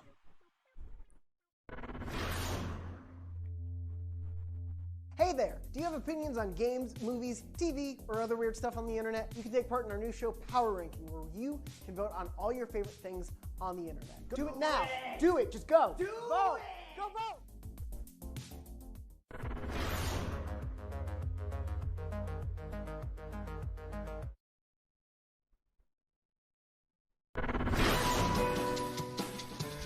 Hello, it's Brian and Max from Up at Noon. Now, Troy Baker has been the voice of almost literally every single video game character ever, and we love him, but there's a lot of video game characters that have sadly, since the dawn of time, remained voiceless. Troy, it's good to see you. I'm happy to serve, Brian Altano. Now, obviously, there are a lot of video game characters that have tons of dialogue, but you never actually hear them speak. And we thought you would do something wonderful and let them speak for the first time today. Something wonderful, Brian, or something terrible? Depends. Depends on how big of a fan you are of some of these things and where you end up going with them. So because these characters historically have never spoken, they don't actually have any quotes or dialogue. So I took the liberty of writing some of the best video game dialogue I could for these iconic characters. You did in fact take some liberties. I did. I tried to stay within what seemed like the style guide that we had at hand. But let's start things off. Some people call him the Slayer, but I believe the true fans know him as Doom Guy. Yep. Doesn't say much.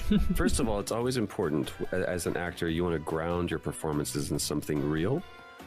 You want it to feel endemic to the world in which you are, hoping to have this character fit into. So having it be something that is a very grounded, very believable, very honest performance. So when I see this character, which I always try to let that visual inform everything about the character, to me, I mean, and this is just my interpretation of it with all due respect to the creators, but I feel the most honest would be just like, if it ain't done until I'm done ripping and tearing, and buddy, there's still plenty more ripping and tearing left to do. Gotta get a hell yeah. Yeah. Nugent. That works. That works way too well. I don't want to go Stanislavski or anything, but that just felt like it was inside the world. So you know what? It feels like he's like actually confident and holding up emotionally despite the misery, terror, dreck, and literal hell going on around him. So true. I'm into that. He's very jovial. I was picturing much more like grizzled and gruff, but you put some levity in there, and I think it really works. You have to love what you do, Max. Mm-hmm. Now, sort of on the other end of the spectrum of first-person shooter protagonists who don't say a peep, if Doom Guy is all about the electric guitar noises and the saying the HE double hockey sticks word, there's of course good old Gordon Freeman from the Half-Life games. Yeah, again, I feel like making sure this guy is a scientist. This man is an academic. He's a man of academia, of intelligence. So if my calculations are correct, the 0-point energy field manipulator should allow me to weaponize any nearby deterrence ammunition. It's a verifiable gravity gun. Alex, give your father my regards. His ingenuity nearly rivals that of Dr. Gordon Freeman himself, by which I mean me. Of course. It's a worse. I mean, if I don't want to say that that's what, Valve had in mind, but no, that seems. I think so. He sounds like an intellectual. I think that was great. It's almost like he had like this like Jeff Goldblum fly thing, but with like a Muppet. You know, like they sort of. Yes. Okay. So you get me. Like you totally see where it's a Malcolm meets a Muppet. It's Malcolm as a Muppet. Yes. Yeah. And I mean, if I sounded like that, I wouldn't talk either. So. Yeah. So that's I help inform why. Yes. Yes. Now moving on, this was one of the more frightening characters of the recent years of gaming. Mr. X from specifically, I think, the Resident Evil remake is very frightening, but he doesn't say peep. Yeah, and to me that is, it's almost as scary as what you could do. To just have this, the Jason, the laconic or silent stalker. But to me, there's a whole layer of fear when you add in, some element of dialogue for him to be able to like humanize himself. Greetings on behalf of the Umbrella Corporation. I must regretfully inform you that your presence Sorry, it's a violation of company policy, and I've been instructed. Oh, you shot me in the hat. I love that hat. It's a gift. Now you just in for an old style so I can clobber you. Do. If there's anything that can make Mr. X more frightening is if he was like making his own noises when he hit you in the face. Yeah, he was like, dush, dush, dush, like a third grader. Dush is a classic one. That's more just like knuckles to dush. I like the kind of had like a low grade Yosemite Sam thing going there, like a Quaalude Yosemite Sam. Look, there's really only 3 characters that I can do, so there's a lot of similarities between that and the Doomed guy, right? But let's just show us some more games. No, I mean that sounds like an authentic Raccoon City dialect, you know, just a we want to see games here. Endemic to the world. Yeah. Now, taking a sort of more fantastical leap here, moving away from the M-rated fare, this is probably the most infamous character on this entire list. Link, the hero of time. So I don't know. I'm not familiar with. Is that a new one? That's the is that the Switch or the Vita? What is it called? The Switch and the Vita. You can play Link. The Vita. Yeah, those two exclusively. So this is a new character, so I wouldn't want to steep him in something of nostalgia. You know, I grew up playing the most popular games in the 80s, you know, so the 90s. I mean, that's really where I come from. So I'm not too familiar with modern characters. So I might, just make him a little bit more modern. Okay. Princess Zelda, come with me. My name's Link, and I'm here to rescue you. A talking owl sent me. I have a magical ocarina, a boomerang, and a bag of bombs that I'm going to use to stop Ganon once and for all. Trust me. That works too. That's actually, you know what I mean? Like that's a guy who is of now, not of another time. He's of now. He's a modern man. Yeah, I think it's going to resonate with the youths of gaming. Did I pronounce that? Is it Zelda? Yeah, Zelda, and then Zeldor. Yeah. Zendaya. Yeah, Zendaya. That's a misprint. That's my bad. I love her music, by the way. He dresses. This is how kids today dress now. I don't have TikTok, but this is what they do. Tunics are in. They're very. Is that a TikTok? That is, yeah. That's a TikTok. Yes, that is what one looks like. Now this next one I see is, kind of obvious. We're talking about Kirby. Mm-hmm. I know a lot about Nintendo, so clearly I know Kirby.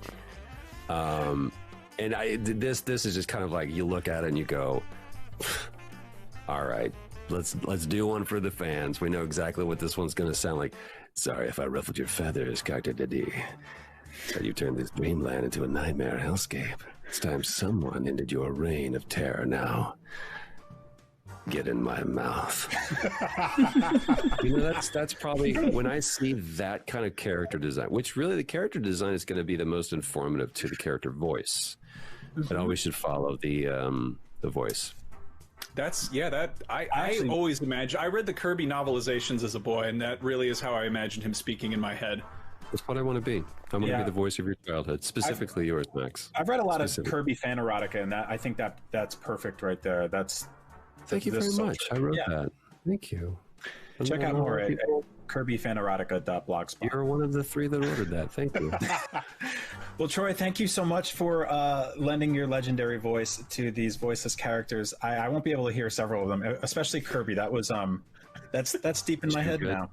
Yeah, this is just the entry course in my class that I'm giving now. It's available on the internet that you can do it. You can be a part of it. Head on over to the internet to check out Troy's new voice class. You can do it. You can be a part of it. Troy, you can. That's my slogan. You can do it. You can be a part of it. Thank you so much, Troy. We'll see you soon. See you, buds.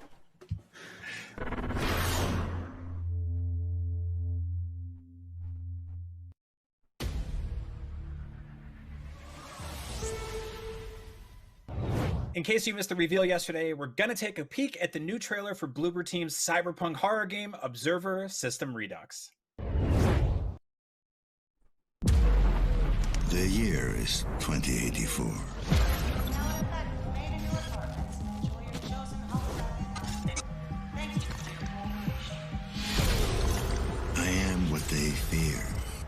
desperate tool of oppression.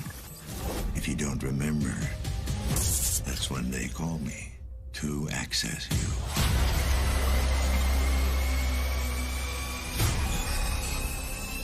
To gather evidence. To dredge up whatever's hiding in the darkest. Ray tracing is also here. Careful what you say. This is a monitor channel. Adam, you still there? Adam. Yes. Well, what's left of me? Dad. I really thought I could pull it off. You know? I was so close to making a difference. Setting us all free. And now it's... can't be for nothing. But once in your life, just listen to me. Whatever happens, I need you to remember, you're not in control. Play free demo on Steam. Okay. We can play on Steam. Still using those tiny phones and tablets to watch IGN? Give your eyeballs a rest because IGN has moved to your living room. Get first looks and in-depth reviews of the most talked about titles. Thank you so much for chatting with me. Pleasure to be here. And take a front row seat to the biggest events of the year. Tune in on your Samsung TV Plus, Pluto, and Plex, and take a load off. Tune in to IGN 1. Not only is IGN the world's biggest media brand for games and entertainment, but we also have a team of some of the world's biggest fans of your favorite franchises. From breaking news and exclusives, never-before-seen looks at movies and games, to reviews, let's plays, and live streams, IGN brings you all the coverage you need, no matter where you are. Whether you're on IGN.com, the IGN app, YouTube, Facebook, or Snapchat, we've always got you covered. IGN, the #1 source for all games and entertainment fans worldwide. Everybody loves watching a speedrun of their favorite game. But what if you got the opportunity to peek into the minds of the developers while they watch their games getting completely wrecked? That's exactly what happens in every episode of Game Devs React to speedruns. You can do that. Oh my god! We invite you to ride along with the developers as they react to, question, and enjoy some of the most skilled players exploiting and speeding through a game it took years of their life to create. Join us every Saturday for a new episode. The next generation of video gaming is on the horizon, and IGN is here to bring you the latest PlayStation 5 and Xbox Series X news and analysis in our new weekly show, Next Gen Console Watch 2020. We'll bring on the experts to discuss and analyze all the latest developments around these new consoles. From frame rates, services, features, peripherals, and even all the new tech jargon, Next Gen Console Watch 2020 will keep you up to speed on everything leading up to the next generation of gaming. Join us every Friday for a new episode.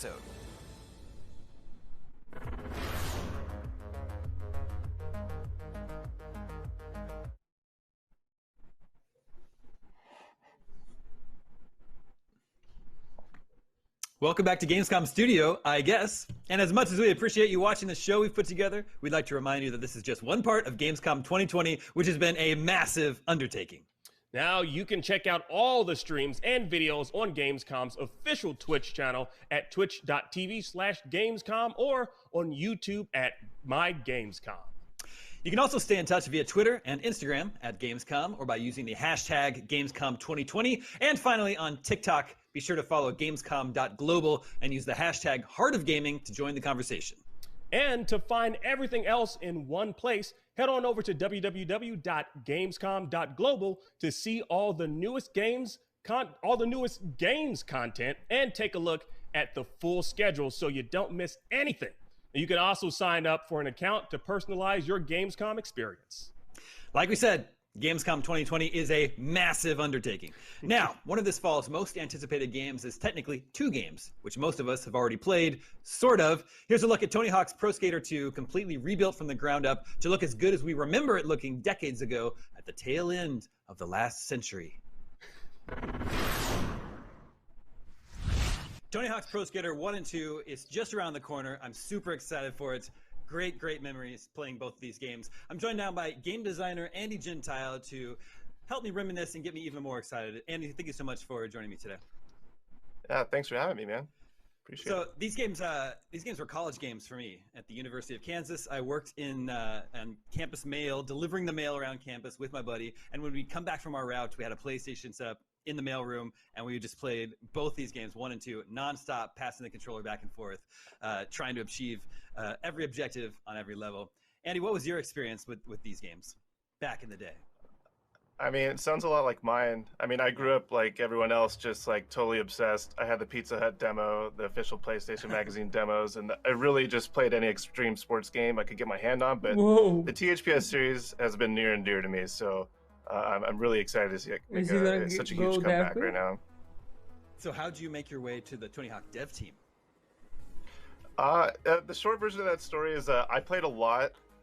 Like a lot back in the day on Tony 1, 2, and 3, and I played 3 online, and I ended up getting to know some of the Neversoft developers, and then they asked me to come test Underground out one summer, and that was it. I became a tester, and then eventually level designer and producer, and yeah, and now here we are. Well, that's a very cool story. So, like, as a longtime fan of the series, and now someone who's working on the game, is it challenging balancing the experience for newcomers as well as longtime fans who want to chase crazy high scores? It can be, but I think that's just it, right? The rule of thumb is that easy to learn, hard to master kind of thing. So you want to make sure it's approachable for everyone who's never touched a game before, but you definitely want to pay close attention to those people who are really taking it to the limit and, you know, doing things that you didn't know were possible. So, yeah. It's been a few years since these games were originally released. New skaters have entered the scene. Are you adding new skaters to the roster? Yeah, there's quite a bit of skaters this time around. There's a lot of the classic people making their way back, and yeah, there's a few new ones making their way in to the roster this time. Yeah. So who did you want to make sure you added to the game? Well, there's people like Letitia Buffani, Leo Baker, Riley Hawk, Shane O'Neill. Shane O'Neill is one of my favorites. I'm really glad to see him in. And there's a few extras. I'm not sure exactly who all I could share at the moment, but I think the full lineup has been revealed. It's hard to keep track, but yeah, it's got a nice so lineup sleepy. this time. I think that new challenges have been added into the game and integrated, including some skater-specific ones. Can you tell us about any of them? I'm actually not sure if I can, but I can say there's like the classic goals that you're familiar with are making a comeback, and there's some that are new, and then there's some skater-specific ones that I won't go into too much detail about, but it's going to give players some extra thresholds to try and meet across the game that I'm pretty excited for. All right. What about secrets? I know we don't want to spoil any fun secrets, but secrets have always been a part of the Tony Hawk series. Are all the original secrets in there? And have you also added new ones for people to find? There's some original ones. I won't say which, and there's some new ones too that are going to be pretty awesome. I think people will be excited with what we've done. What about skate tricks? There's also been, it's been many years since these games were released. New tricks have been invented. Have you added new tricks into the game? There's a few new ones, yeah. There's a lot of classic ones that made the way back. I was really excited to see, classics like kickflip, backflip, and misty flip, Muska nose manual, all that kind of stuff. As far as new tricks, there's a few. Some have gotten a name change over the years, and then there's some special moves, I think, like the double 360 flip and the hospital flip and caster flip underflip, like all these kind of like little nuances. I'm not sure many people would notice, but for players like me, I'm really excited to see some new variety making its way in. Now, these original games didn't have online features. Are you adding online features to this looks cool bundle? Yeah, online will be supported, and I'm very excited to play against people. So, yeah. Can you tell us a little bit more about what the online features are going to be like? Yeah, so the original modes are making a comeback. So there's definitely trick attack, graffiti, score challenge, combo challenge, and free skate. And there's going to be some playlists being able to play casually and also competitively, which has not been supported in the past. And I'm like really pumped to just get in and hit a go button and just be able to play competitively. And welcome see what to the comes out. nest of Baaz. Thank you I for the believe follow. Create a Park is supposed to be much more robust this time around. What's been added to the mode, and what are some of the new features? So Creative Park has gotten extremely overhauled. It's kind of incredible. Like when I first saw the tech that we were working with, I was like, dude, there's no way we're gonna be able to do that. And then we did it. So you can like take these like kind of shapes and kind of shape them any way you want with you know, fun boxes, ramps, quarter pipes, half pipes, and you could really raise the elevation and go down and make twists and turns and just get really creative. And it's kind of crazy to see what people have been able to come up so far. I can't wait to see what people do with it. The rail tool is making a return. You can make it curve and angle, and I won't get too far into it, but I'm pumped for it. I think people are going to be really stoked to see what we got. Do you have? Are you planning to add feature updates post-launch? Could new features be added to the game further down the line? Could they? Yes. Will they? Maybe. Stay tuned. Yeah. What do you think? You know, why do you think now is the time to bring these games back? Obviously, you know, there's a whole audience of gamers that enjoyed these games back in the day, but why do you think now is the right time? I mean, it just feels right. I mean, we've been starved without a new Tony Hawk game for a while now, and I think there's a good crowd of people out there just like you and me who have been playing for forever, and there's new consoles and new PC hardware that could just support this kind of this title. And I think, to me, I think it's long overdue, and I'm just really excited to see it come to fruition and really just have another Tony Hawk game to zone out on and, you know, and do our thing.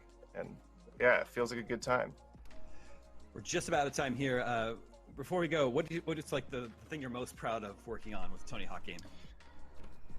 With this one in particular, I'm just really excited for the bones of it. Really, the snappiness, the feel, being able to do, you know, hidden combos in between manuals, and special tricks fire off appropriately from Wallies, and just the physics and the whole feel of it is really there. And so that alone, within the first couple minutes, you'll just be like, oh yes, this is what we've been waiting for. It's going to be good.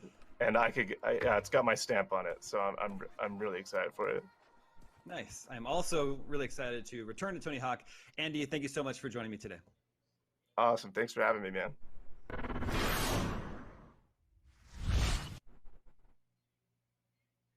That was Tony Hawk's Pro Skater 1 and 2 right here on Gamescom Studio, and there's still plenty more to come, like more trailers and the Gamescom Daily Show. So don't go anywhere. So there are more trailers left.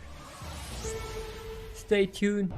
And now to check out some highlights from the very first Fordzilla Cup. This Forza Motorsport 7 tournament has seen over 40 racers from across Europe compete for the grand prize of a contract with Team Fordzilla. With the finals taking place this Sunday, here's a snapshot of the action so far. We are waiting you to join us this Sunday. In the meantime, you can check out the highlights that we made so far in the Fordzilla Cup.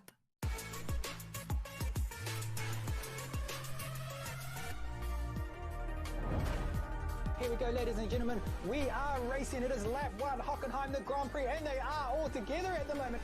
All right, so it is Gary Mitchell out on front at the moment, and the 18-year-old. Oh, but Gary Mitchell is spun. Oh, no. What was that? He's coming down the pit straight right now. They push him. Where is he going to end up? Where will Remain be? We watch right now. First and second Remains coming out of the pits. Yes, Emmanuel has got the lead. He has taken it off Remain. Pretty cool to bring these guys out and showcase the drivers behind them. The concentration, licking their lips. Wow, a little bit sideways at the moment there for the current race leader. And they're coming down the back straight. It just goes so quick in the circuit. Oh, look at this. He's going for the draft. Break. Oh, he gets him. Is he going to be able to close the door?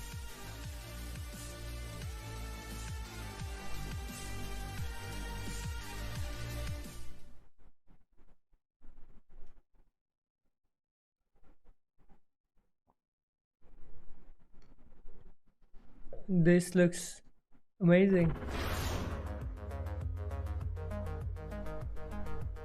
Everybody loves watching a speedrun of their favorite game. But what if you got the opportunity to peek into the minds of the developers while they watch their games getting completely wrecked? That's exactly what happens in every episode of Game Devs React to speedruns. Yeah, you can do that. Oh my god! We invite you to ride along with the developers as they react to, question, and enjoy some of the most skilled players exploiting and speeding through a game it took years of their life to create. Join us every Saturday for a new episode. Not only is IGN the world's biggest media brand for games and entertainment, but we also have a team of some of the world's biggest fans of your favorite franchises. From breaking news and exclusives, never-before-seen looks at movies and games, to reviews, let's plays, and live streams, IGN brings you all the coverage you need, no matter where you are. Whether you're on IGN.com, the IGN app, YouTube, Facebook, or Snapchat, we've always got you covered. IGN, the #1 source for all games and entertainment fans worldwide. Still using those tiny phones and tablets to watch IGN? Give your eyeballs a rest because IGN has moved to your living room. Get first looks and in-depth reviews of the most talked about titles. Thank you so much for chatting with me. Pleasure to be here. And take a front row seat to the biggest events of the year. Tune in on your Samsung TV Plus, Pluto, and Flex, and take a load off. Tune in to IGN 1. The next generation of video gaming is on the horizon, and IGN is here to bring you the latest PlayStation 5 and Xbox Series X news and analysis in our new weekly show, Next Gen Console Watch 2020. We'll bring on the experts to discuss and analyze all the latest developments around these new consoles. From frame rates, services, features, peripherals, and even all the new tech jargon, Next Gen Console Watch 2020 will keep you up to speed on everything leading up to the next generation of gaming. Join us.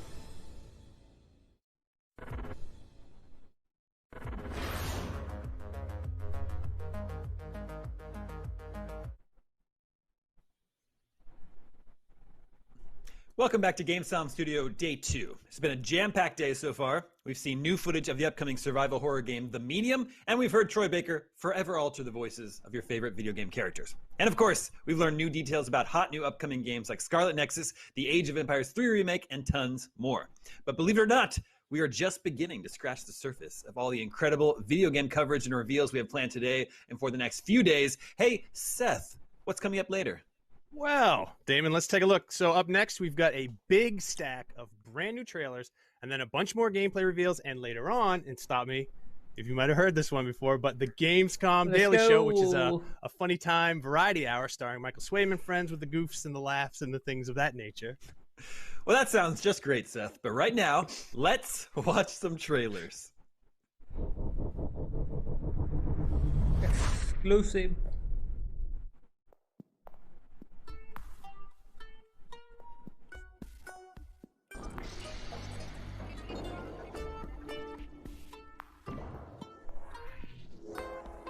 This is on the moon.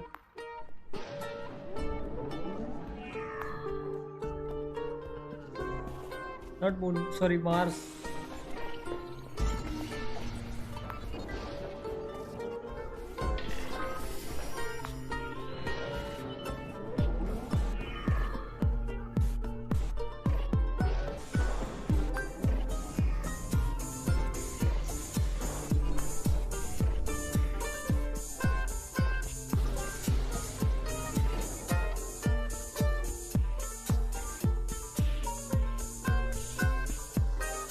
Wow, is this going to be online?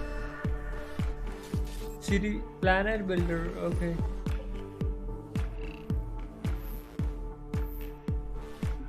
Okay.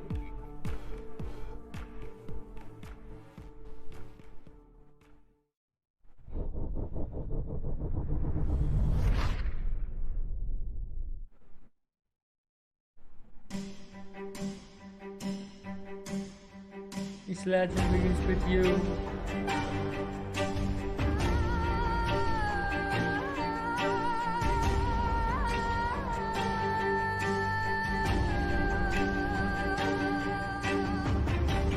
This looks amazing. Sherlock Holmes is back.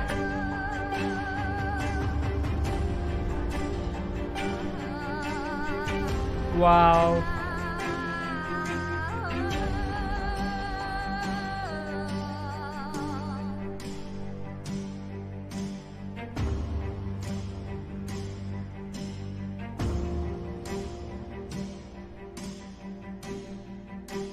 Oh my god.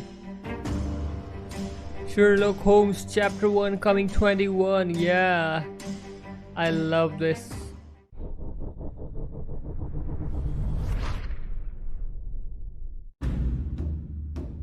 Every soul deserves peace.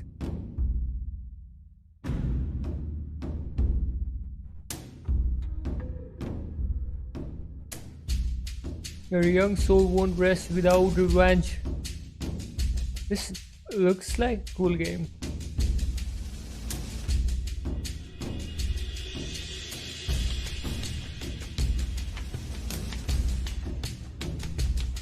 The revenge will be cruel and bloody.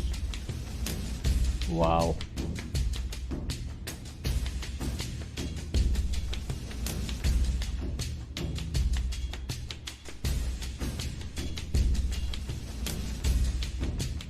But revenge comes at a price.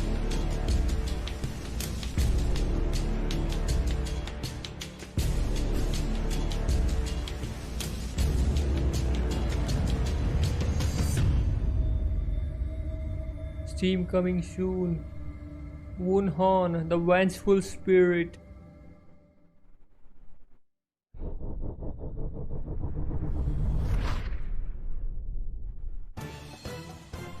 Traffic jams.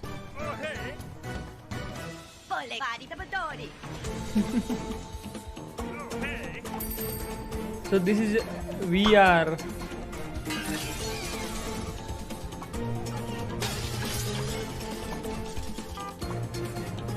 Whoa.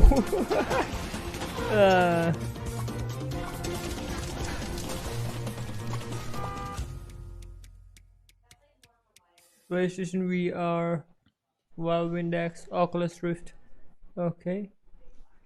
And we're back. Those were trailers for Per Aspera, Sherlock Holmes Chapter 1, Wonhan, A Vengeful Spirit, and Traffic Jams. I'm Damon, that's Akeem and Seth, and this is Gamescom Studio.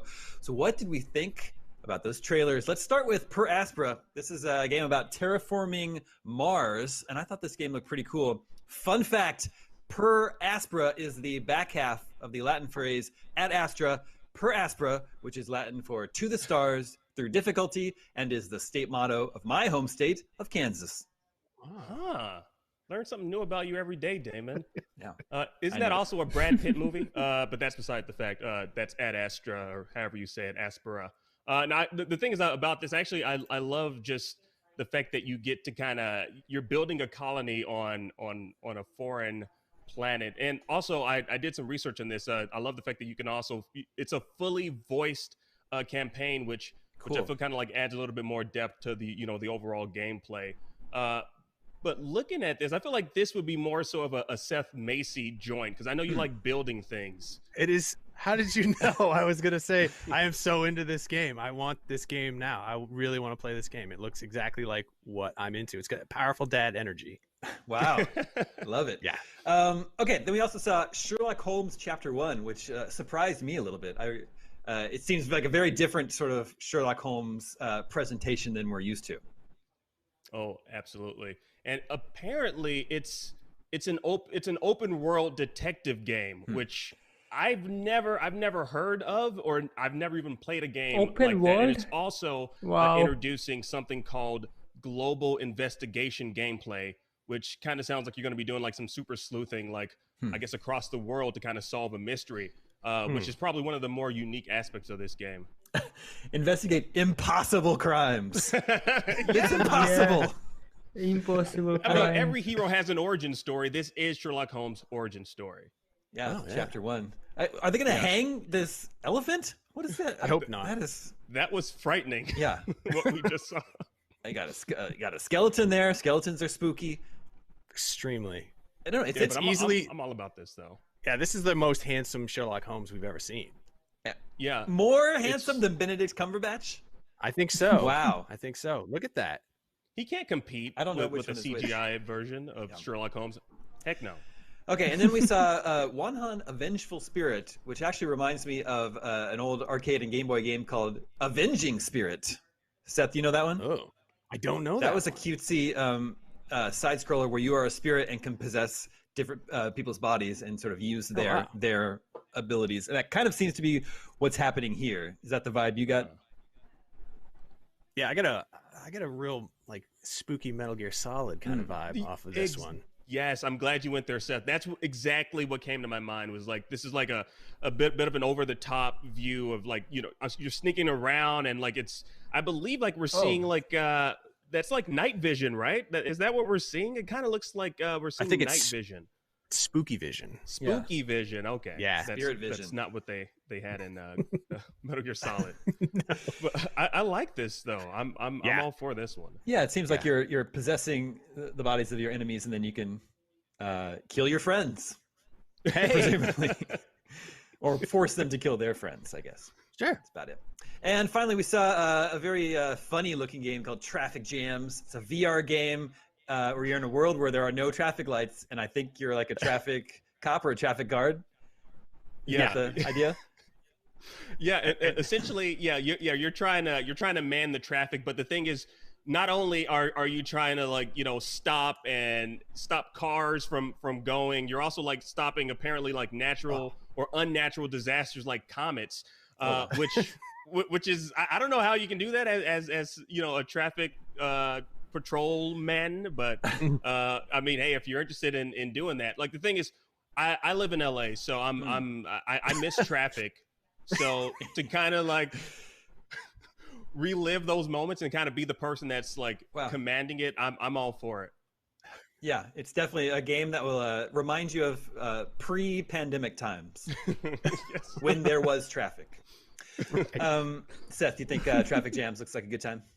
Yeah, it looks amazing. I have an Oculus Quest, so I'm gonna get this as soon as it comes out. I want to, you know, direct traffic on the streets of Paris with Denis, which is how you say Dennis in French, by the way. Ooh, wow! I'm quite cultured. I'll have you know. Yeah, I'm really into this game. It looks hilarious. I wonder why they chose Paris. Maybe the developers are in Paris. Could be. Anyway, Gamescom is 4 days of content, and on the last day, we're having a great big send-off with a cosplay competition and Gamescom Best of Show Awards. But to decide winners, we need your votes. You can head over to www.gamescom.global and cast a vote for your favorite streamer, Gamescom's Most Wanted, and the Best of Gamescom. And tune in on Sunday, August 30th at 8 p.m. Central European Time or 11 a.m. Pacific to find out the winners during the grand finale of this year's Gamescom, where we give the gamers a stage, cool cosplayers, user-voted awards, esports, and more. Right now, we need to take a short break, but when we return, Tom is taking a look at a quaint indie game set in a world stitched together from various tech tiles. Weaving Tides is coming up next. Stick around.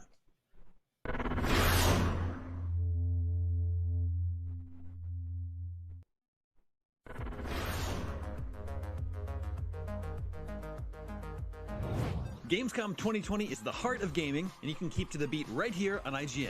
We've turned the single biggest show in gaming into 5.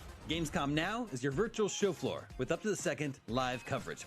Gamescom Daily Show, Gamescom's first ever late-night talk show. Our Gamescom Awesome Indie Show, the freshest deep cuts in indie gaming. And finally, the Gamescom Best of Show, including the Gamescom Award. Gamescom 2020 is available on IGN and wherever you stream Gamescom Now. Not only is IGN the world's biggest media brand for games and entertainment, but we also have a team of some of the world's biggest fans of your favorite franchises. From breaking news and exclusives, never-before-seen looks at movies and games, to reviews, let's plays, and live streams, IGN brings you all the coverage you need, no matter where you are. IGN, the #1 source for all games and entertainment fans worldwide. The next generation of video gaming is on the horizon, and IGN is here to bring you the latest PlayStation 5 and Xbox Series X news and analysis in our new weekly show, Next Gen Console Watch 2020. We'll bring on the experts to discuss and analyze all the latest developments around these new consoles. From frame rates, services, features, peripherals, and even all the new tech jargon, Next Gen Console Watch 2020 will keep you up to speed on everything leading up to the next generation of gaming. Join us every Friday for a new episode.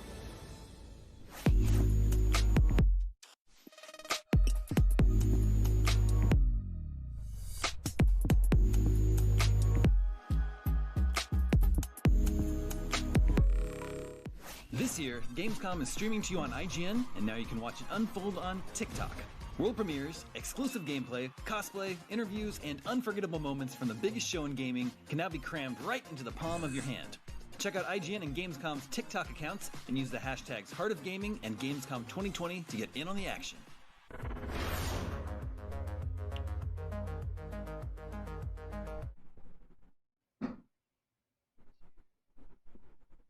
Welcome back to Gamescom Studio. Now, you know, real life is psychologically taxing and horrific enough on its own, so some people might wonder, why the hell would I ever want to play a video game that's even more horrific? Well, to make reality seem more pleasant by comparison, obviously. Anyway, here is the psychological horror in Sound Mound. Check it out, if you dare.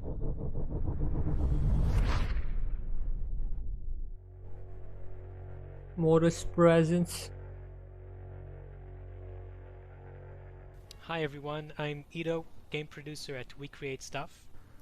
And I'm Yav Landau, also known as The Living Tombstone, and I am the lead music producer for the game.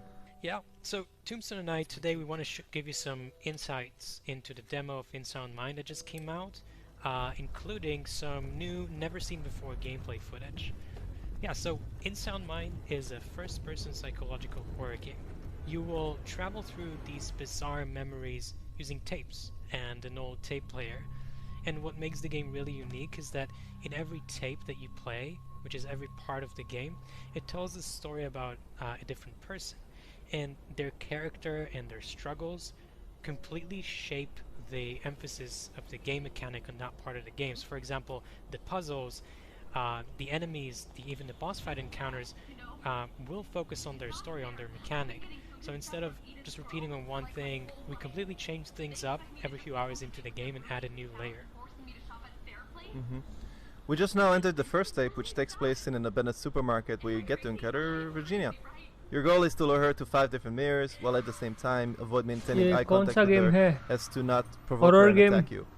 The mirror shot you acquire after your first encounter with Virginia is like a melee weapon that also has a secondary option that allows you to look behind you to see things you would otherwise not be able to see without it, such as the ability to see behind walls where Virginia and the 5 mirrors can be located. Our goal with the game has always been about telling complex stories while also making sure that the gameplay elements, such as the visuals, the music, everything, all communicate the same ideas to the player. So for example, the song I made about Virginia, which plays at the end of the tape, features parts from it such as the vocal melody as part of the gameplay. Virginia would hum the tune of the song so as to give the player the indication that she's nearby or at what stage she's in. Yeah, and one of the things you might have noticed in that is that the gameplay, you know, we have this different take on the horror genre.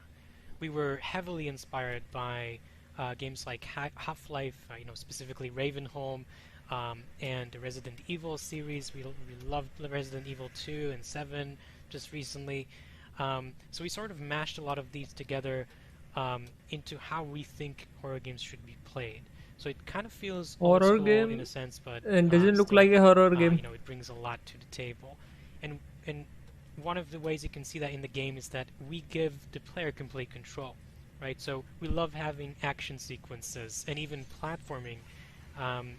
And we also have, you know, kind of the more classic sneaking and definitely a lot of puzzles. Supari Londa kaun sa? Right, so we let players play how they want to play. We don't artificially slow the player down or force their camera, you know, the player camera into one place or another to create a, you know, Supari Londa kaun sa hai yaar?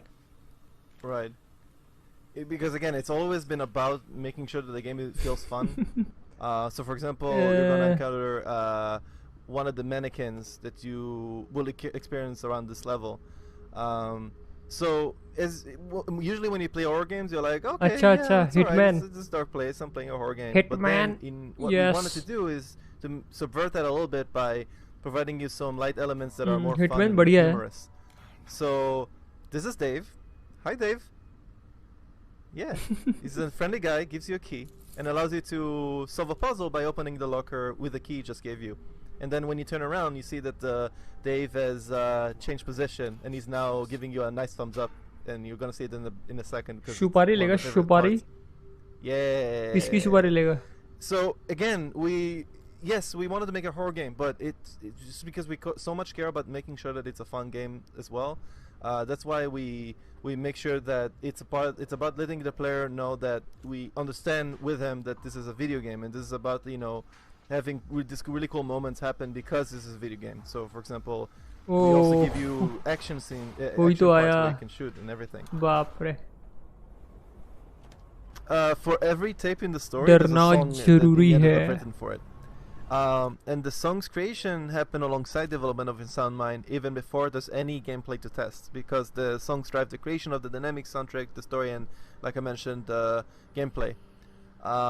It's very different from how I would go about on my YouTube channel, where it came to writing songs about video games, where this time I get to actually write the songs and make the soundtrack for a game from scratch, and it being also my first time doing so, which I'm super grateful for, and for We Create Stuff to give me the opportunity to collaborate this deeply is like it's an honor, honestly.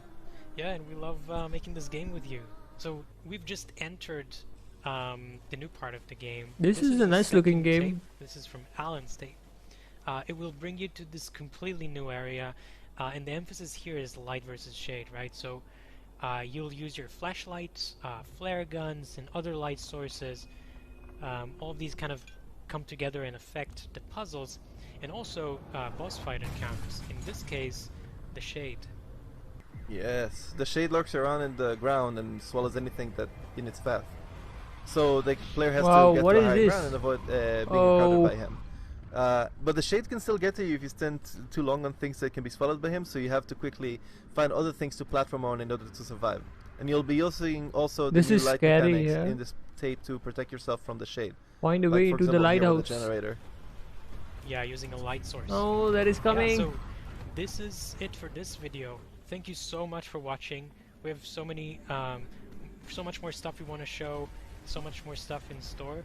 But for now, you can get a taste of the game if you go to Steam and look up In Sound Mind and try out the demo. And yeah, until next time. Maybe we can play the demo on Steam.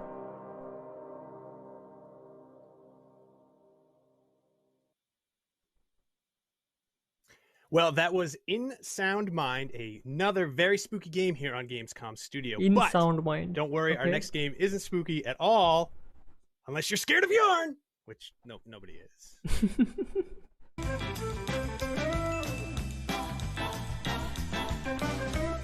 This time on Check Out This Game, we've got an exclusive look at Weaving Tides. It's a gorgeous looking game where you ride on the back of a magic carpet dragon as you solve puzzles, wrap up enemies, and explore its textile world. Here's some exclusive new gameplay from Weaving Tides.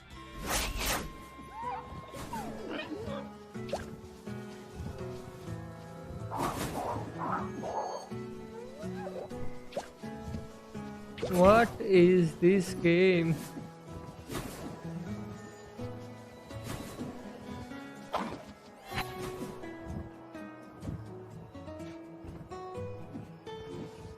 Not my kind of games.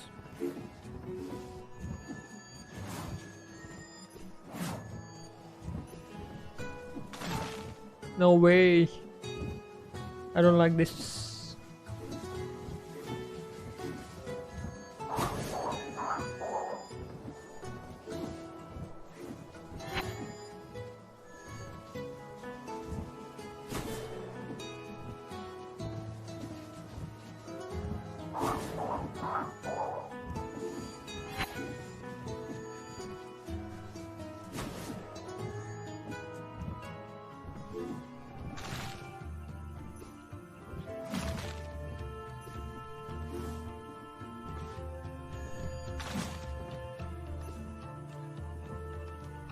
जब जा ही सकता है तो सिलना क्यों है उसको? Discord में माइक दिया दीपक ने, देख तो अच्छा है कि नहीं? डिस्कॉर्ड में माइक दिया.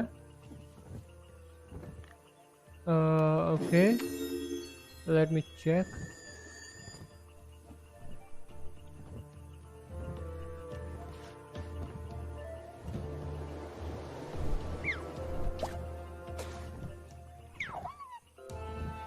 Like what you see? You can watch the extended version of this Lol. gameplay at IGN.com or YouTube.com/IGN. Or visit the game's interactive digital booth by visiting indiearenabooth.de. नहीं हम PC में देख Also रहे be हैं sure phone to में tune क्यों into देख रहे हैं Gamescom Awesome Indies When we Saturday, have a August PC? 29th at 10 a.m. Pacific for more exclusive Allah. gameplay, trailers, and reveals of exciting upcoming indie games.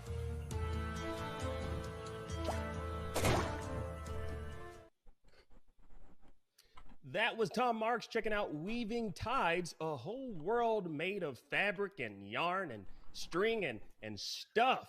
Does that sound nice and cozy to you or like a waking nightmare? Oh, to me that sounds lovely. I mean, unless we're talking like a real भाई, rough ऐसा burlap mic नहीं sack or चाहिए। one of those impossibly itchy sweaters. ऐसा In mic which नहीं case that would be चाहिए। my personal hell. But I gotta know what's your favorite मेरे पास है fabric? mic। Well, either a nice terry cloth, as you can clearly see, you know, like a bathrobe right out of the dryer, or the very fabric of space and time. Anyway, speaking of space and time, it's time to check out Space Base Startopia. Marty, let's go. Ah. One more exclusive. Dear meat sacks, aliens, and androids, I proudly present to you Space-Based Startopia. It will be breathtaking. Startopia.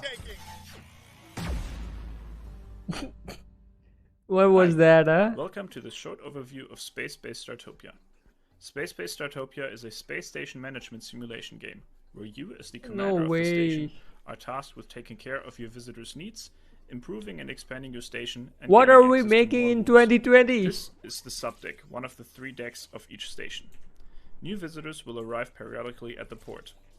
In the subdeck, you can take care of their most basic needs: food, drink, sleep, and hygiene. The second deck is the fun deck. This is the entertainment area of Startopia and where you will earn the most energy. The rooms on this deck are all rather big and flashy and attract their customers. For example, we have the discotheque where visitors can dance, or the loot box lottery where aliens can gamble and maybe they can win a cool hat, such as this straw hat over here. Or if they're more of the relaxed kind, they can go to the cat cafe, enjoy a nice hot coffee, and relax with the cats. The third and final deck of Space-Based Startopia is the bio deck. This is where your visitors will go if they're tired of all the technology surrounding them and want to relax a little bit. Up here, you can terraform the deck freely to your liking. Each biome represents the homeworld of one of the different species that can visit your station. And each alien that wants to go to the biodeck will look for this biome in order to fulfill their need for nature, so you'll have to make sure to offer a variety of different biomes. Over the course of the game, you can develop your station with the tech tree. Unlocking new options allows you to build more rooms and will also attract new customers to your station. For example, unlocking the black hole drop will allow you to attract thrill-seeker visitors to your station. You can also further develop your rooms by using the research lab. This will allow you to constantly improve the technology of certain rooms. For example, by improving the recycler, you can gain more energy from recycling trash. Space-Based Startopia also offers you the option of combat. In the security center, drones are automatically produced, which will scan your station for criminals, but can also be used in combat. You can also produce different mechs, which have their own characteristics, and each mech is strong or weak against another kind of enemy. So you need to make sure to balance your army depending on what the enemy force is using. In multiplayer, you can choose to go the combat route, or you can play without combat. We hope you've enjoyed this little overview of our game. We're already available in closed beta if you pre-order the game on Steam. So if you're interested, come check us out. We're always updating the beta with new content and new missions and plan to do so until the final release this fall. See you then. That was a look at Space-Based Startopia. Coming up in just a bit, we've got a look at Dirt 5, but right now, a short break. Stick around, there's plenty more Gamescom So Studio they're gonna show more of a Dirt 5?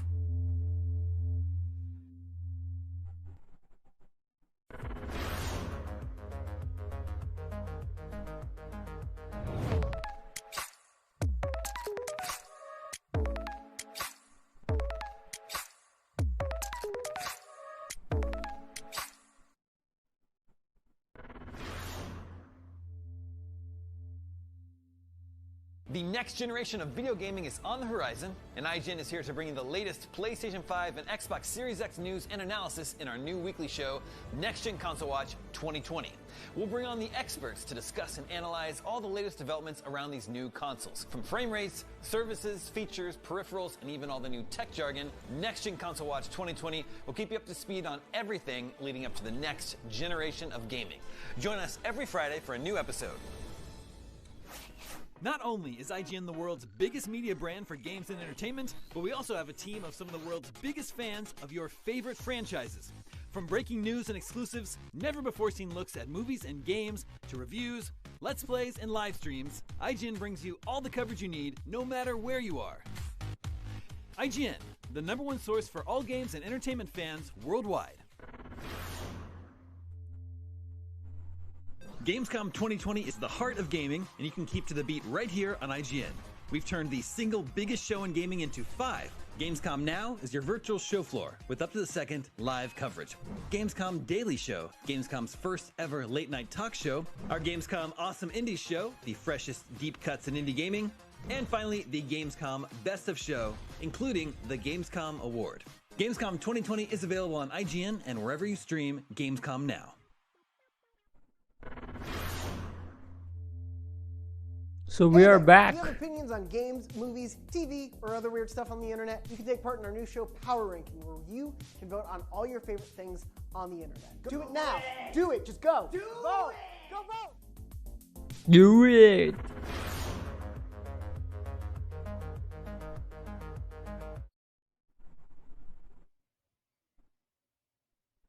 Welcome back to Gamescom Studio.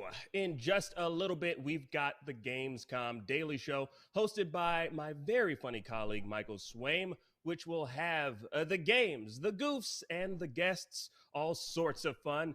But right now, it's time to get messy and talk dirty. This ain't your mama's dirt. Ladies and gentlemen, start your engines. Here comes the dirt. Let's get behind the wheel with Dirt. Oh, Dirt 5. Dirt 5.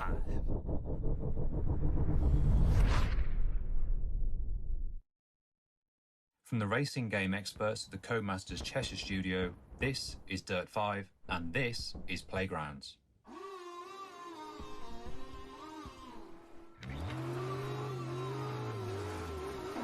We have seen it yesterday.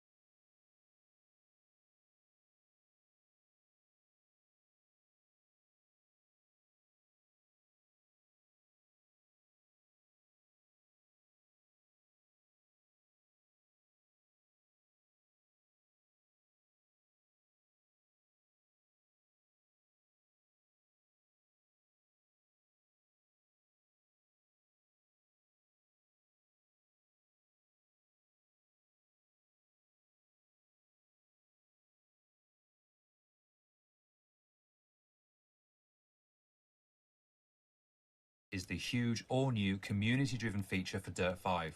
Design, edit and perfect your very own challenge arenas before sharing them with the rest of the world and daring everyone to conquer your creations. Search through the global database of playgrounds and load any challenge to take part in, setting your score against the rest of the globe. As you can see in our new Playgrounds trailer, the options and variety at your disposal when creating playgrounds is incredible. From kickers and jumps to drift gates, donut objects to rings of fire and huge loops, the possibilities are endless. Conjure up your dream arena, set the ultimate challenge for fellow players, or constantly find brand new racing experiences. It's all possible in Playgrounds. After choosing between the Arizona desert or South Africa's Cape Town Stadium for your location, it's time to build your playground. The easy to pick up yet in-depth tools are paired with a massive selection of items and object categories, so you can easily place, move, delete or duplicate objects as you build your playground. You'll be able to choose between 3 different game modes to link with your playground design. Firstly, create incredible high-speed runs, insanely difficult routes, or any time trial-based event in between with Gatecrasher. Meanwhile, Smash Attack challenges players to find and collect objects hidden around the arena, hitting a target score in the shortest possible time, all while avoiding penalty objects at all costs. Finally, for the first time ever, design your very own Gymkhana arena for players to throw down in. Place spots for drifting, jumps, donuts, and more for racers to accumulate points on for style, speed, and flow in this time-based event. Once you've chosen Graphics your event wise, and are happy with your design, it looks like the progress toned menu down. will ensure your playground is ready to go. After choosing a vehicle for your arena and making sure the required objects have been added, you'll be asked to validate the arena by completing it yourself. Multiple playgrounds can be designed and saved, so mix things up and let your creativity run wild. Share your designs by uploading them to our playground database, with the option to add tags to make them easier to search for. You can upload loads of playgrounds to our database, so try different approaches and see what the community are enjoying the most. I loved So Dirt that's how you create 2. and upload playgrounds, but how do you search for them? The Discover option in Playgrounds is your gateway to the most unique, varied, player-driven off-road racing experience around. Use Discover's search tools and categories to find the exact playground you're looking for, browse through the most popular arenas, or see which playgrounds the Dirt 5 team have recommended you check out in our curated lists. Pin arenas to your own personal shortlist so your favourite playgrounds are always easy to find. Every playground you race on includes a global leaderboard where your score or fastest time will be ranked against the rest of the world. After your run, you can immediately retry the event, check out similar recommended playgrounds, or head back to the Discover area. Create, share, discover. That's what Playgrounds is built around. Now it's time for you to do the building. Playgrounds joins an already stacked list of features and experiences in Dirt 5, including over 70 racing routes across 10 epic locations, 4-player split screen, action-packed multiplayer fun, a livery editor, photo mode, and a story-driven career starring Troy Baker and Nolan North. Join an energized world of extreme racing and be part of a vibe that delivers big on epic action, pure expression, and unbridled style. This is Dirt 5, Dirt guys. 5 launches on October 16th for PC, Xbox Graphically, One, and it doesn't PS4, look good. followed later this year by Xbox Series X and PlayStation 5. All players on current-gen consoles receive a free upgrade to the next-gen optimized version of Dirt 5, which includes a 120 FPS option on both platforms.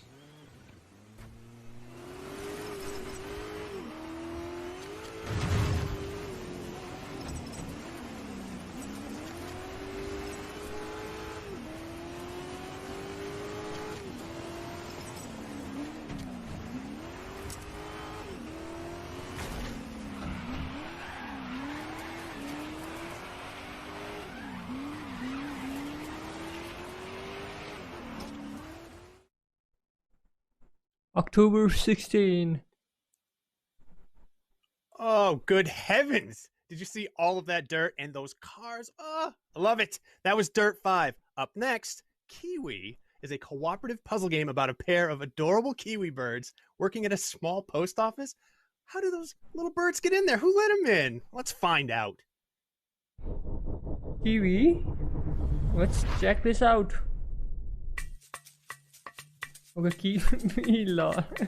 Hi, we're Stonewheat & Sons, and we're making Kiwi. My name is Joel. I'm an artist and animator.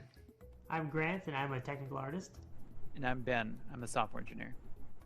Kiwi is a cooperative game about two kiwi birds named Jeff and Deborah who work at the post office. Because the workstations at the post office are designed for much bigger hands, Jeff and Deborah need to work together to get the job done and keep the mail flowing. You are new hires, and you're learning the ropes. Kiwi is set in the rugged territory of Bungalow Basin, which is home to animals from around the world, many of whom use the post office. Each level takes place in one of the rooms of the telepost and centers around a different postal task. So you might be sending telegrams by typing on a giant keyboard with your butts, or sorting incoming mail, or packaging shipping crates. Your job is to work together to get all of the messages sent before This your is shift funny. ends. So every level in Kiwi is presented as a daily postal shift. So as you progress through the game, you also progress through the calendar and the changing of the seasons. You'll return to each of the telepost rooms throughout the game, and that room will always be different than the last time you worked it. every day will be a twist on the mechanics you learned before. So as you go through the game, you won't really see the same thing twice. Like we said, Bungalow Basin is a rugged place.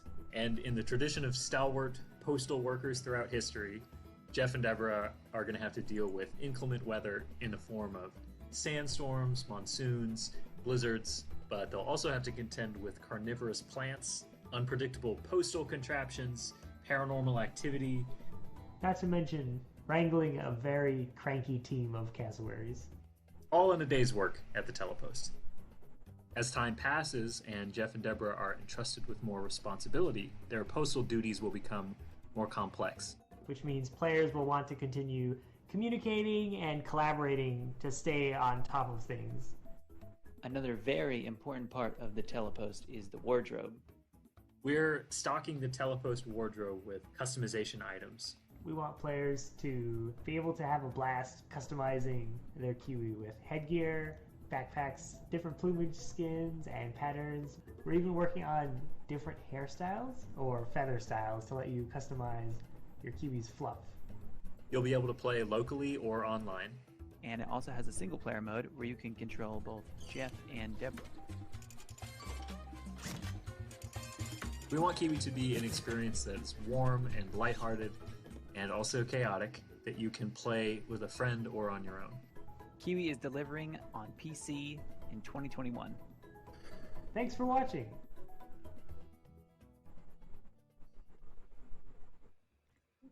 Dang, this looks really cool. Yeah, this looks fun. That was Kiwi, a game about endangered flightless birds sorting Playing the with mail. Sebasti. Who knows? Maybe that'll be what happens to the U.S. Postal Service. It's going to be Akeem, fun. what's up next? Well, it pains me to say this because I do love chatting with you, Damon, and sometimes Seth. Not really. But I'm just kidding. But we need to take a short Welcome break. to the But show, when we get Maddie. back, we'll be checking out Gatewalkers, and still to come, we'll be taking a look at what Humble has planned for 2021. Gamescom Studio will be right back.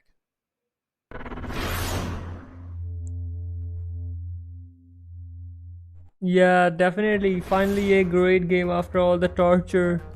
Yes, that's what I am Gamescom saying. 2020 is the heart of gaming. And you What can keep are to the they beat making right on here IGN. 2020? We've turned the single biggest show in gaming into 5.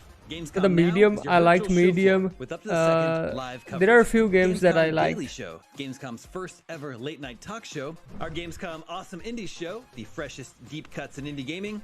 And finally, the Gamescom Best of Show, including the Gamescom Award. Gamescom 2020 is available on IGN and wherever you stream Gamescom Now. Not only is IGN the world's biggest media brand for games and entertainment, What but we games also do have a you team of like? Some of the world's biggest fans of your favorite franchises.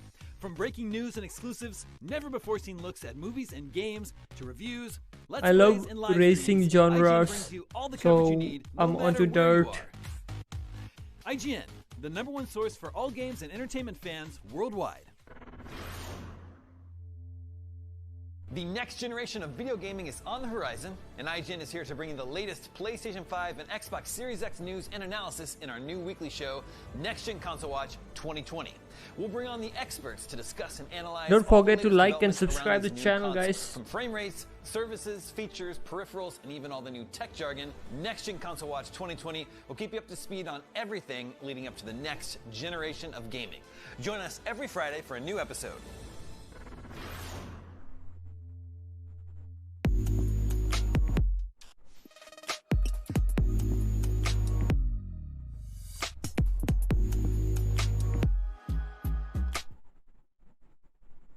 This year, Gamescom is streaming to you on IGN, and now you can watch it unfold on TikTok.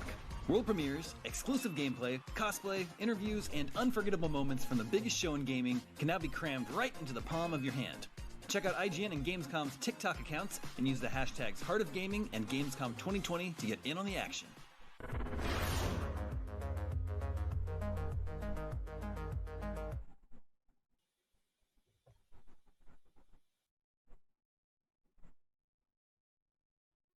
Why is it lagging? 4 whole days of content. If you want even more or to take a look at the full schedule, hop on over to www.gamescom.com Gamescom.global. You can even sign up for an account on there and create your own personalized Gamescom experience.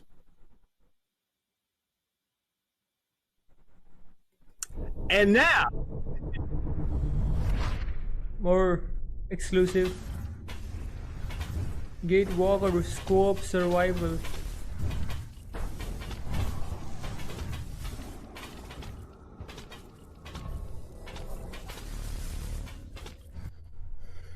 Hey, you there, rookie. Have you passed your Guild Academy test? Doesn't matter. This will be your trial. You must help our brothers and sisters behind the gate. They asked for support. Apparently, What is this? we have Again. prepared some basic weapons for you. They're in your Who plays storage this chest. kind of games? Hello! On behalf of a Square Softworks studio, I wish to present to you Gatewalkers.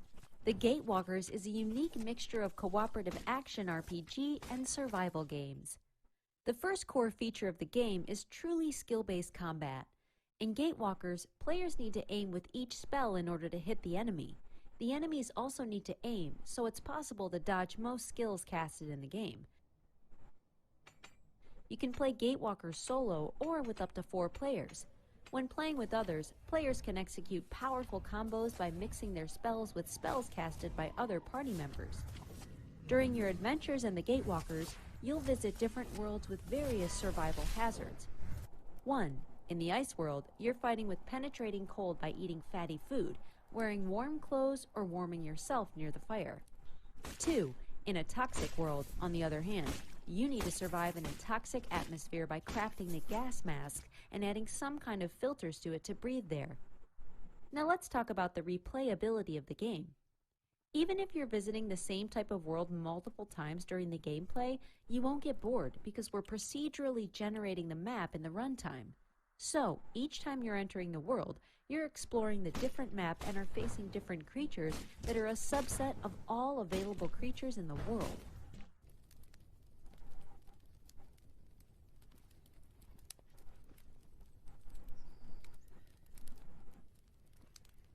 Gatewalkers.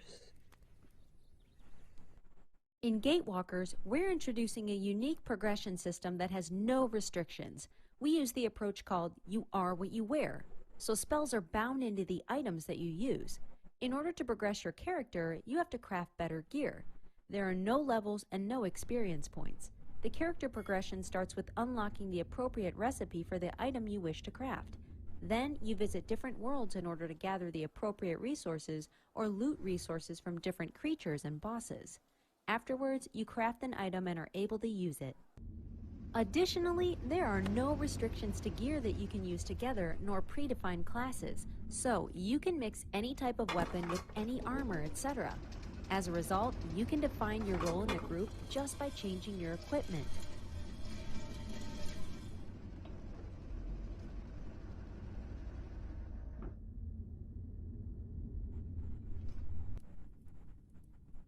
Now let's talk about the workflow of the game. 1. The first thing you do is locate the world you wish to visit. For example, the forest world, the ice world, etc. You can choose different worlds for different reasons, such as you'd like to finish the quest, gather resources for a new sword, or you wish to defeat a powerful boss. 2. Once you know where you'd like to go, you get a sneak peek of what to expect in the world, like weather conditions or environmental hazards. This allows you to plan what to take with you in your backpack to make survival easier. 3. Next, you enter the world and explore it. Go on quests and/or objectives, loot creatures, and search for secret chests with loot. When you're done with the world, you can go back to the hub. 4. In the hub, you're progressing the storyline and are able to craft new items and progress your character.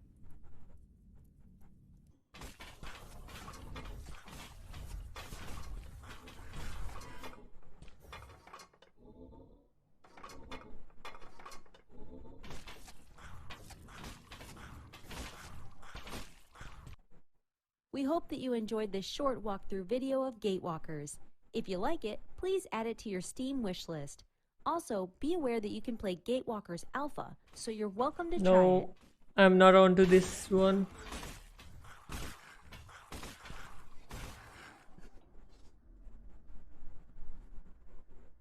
Don't be afraid of the portals. Become the Gatewalker.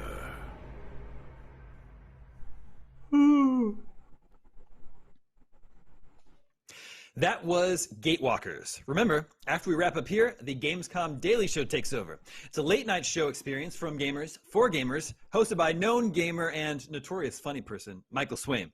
He'll be playing some games, chatting with guests, and more. That is coming up at 2 p.m. Pacific, 5 p.m. Eastern, and 11 p.m. Central European Time, with another episode, same time tomorrow.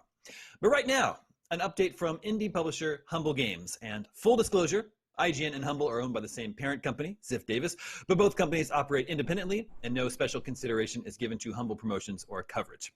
So, with that legal mumbo-jumbo out of the way, here are some games Humble is putting out next year. Okay.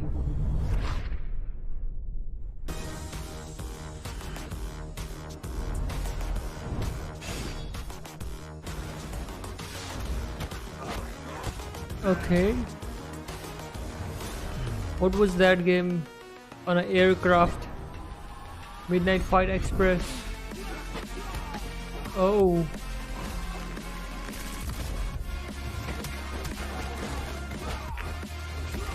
That's a mess.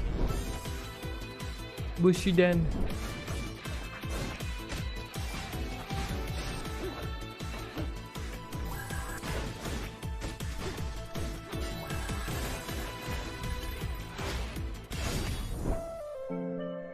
The Wild at Heart. Wow.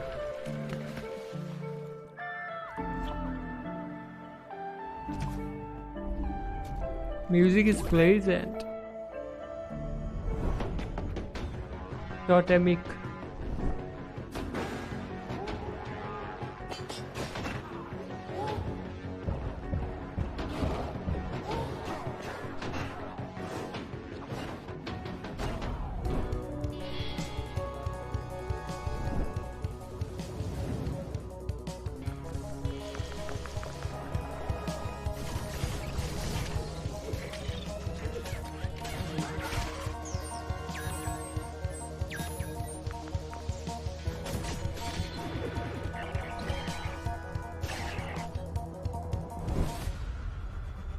Wingman, Project Wingman. Yeah. This looks cool.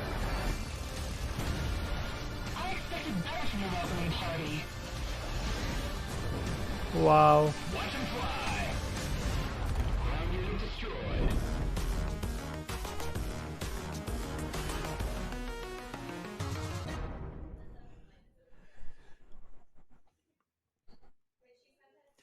That was a look at some of the indie games Humble Games is helping publish next year. This is Gamescom Studio, and it's still only day 2 of 4 whole big days. Up next, Tom Marks is checking out The Wild at Heart. Let's take a look.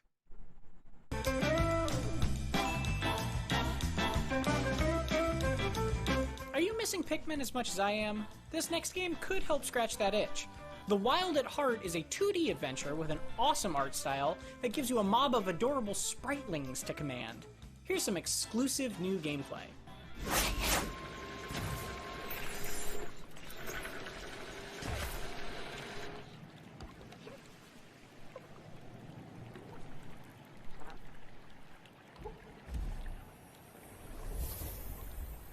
You got Twiglings. Curious little crush can pick up resource, okay?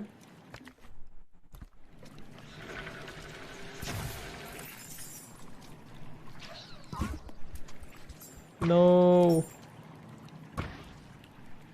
Give us something good. Be right back.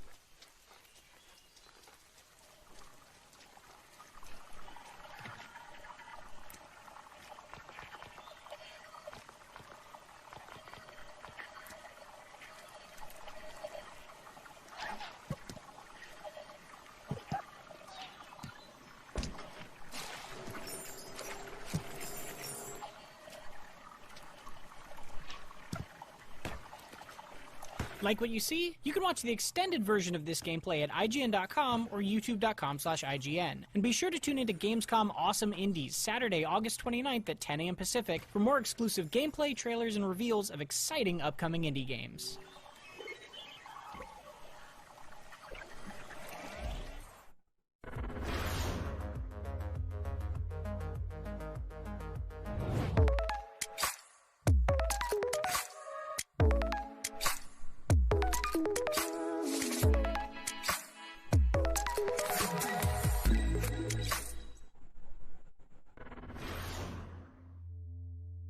The next generation of video gaming is on the horizon, and IGN is here to bring you the latest PlayStation 5 and Xbox Series X news and analysis in our new weekly show, Next Gen Console Watch 2020. We'll bring on the experts to discuss and analyze all the latest developments around these new consoles. From frame rates, services, features, peripherals, and even all the new tech jargon, Next Gen Console Watch 2020 will keep you up to speed on everything leading up to the next generation of gaming. Join us every Friday for a new episode. Not only is IGN the world's biggest media brand for games and entertainment, but we also have a team of some of the world's biggest fans of your favorite franchises. From breaking news and exclusives, never-before-seen looks at movies and games, to reviews, let's plays, and live streams, IGN brings you all the coverage you need, no matter where you are.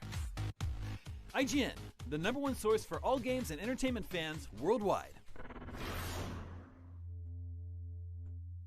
Gamescom 2020 is the heart of gaming, and you can keep to the beat right here on IGN. We've turned the single biggest show in gaming into 5. Gamescom Now is your virtual show floor with up-to-the-second live coverage. Gamescom Daily Show, So I'm back. Gamescom's first ever late-night talk show. Our Gamescom Awesome Indies Show, the freshest deep cuts in indie gaming. And finally, the Gamescom Best of Show, including the Gamescom Award. Gamescom 2020 is available on IGN and wherever you stream Gamescom Now.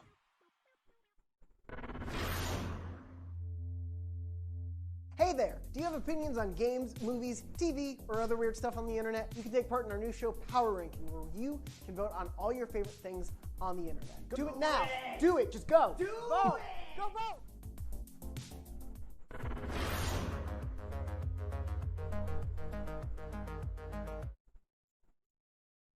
Now at least show something good. This Project Wingman, Midnight Fight.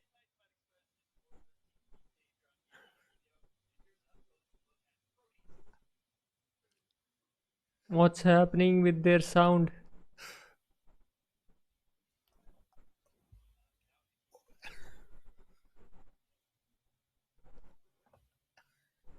Lol.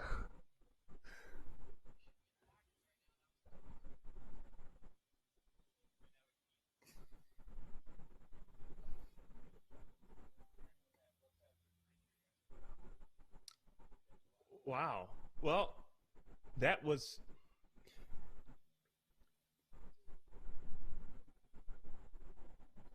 Well, we saw a lot today, Seth. Oh, yes.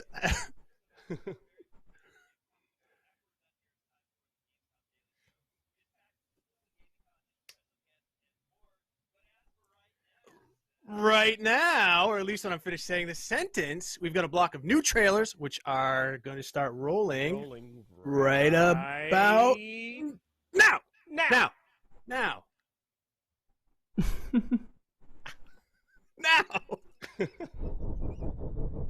Lol. They're in my sights. Don't tell this to launch. Warning's going off. Someone's on me. There's traffic going by my way. Evade! Full throttle!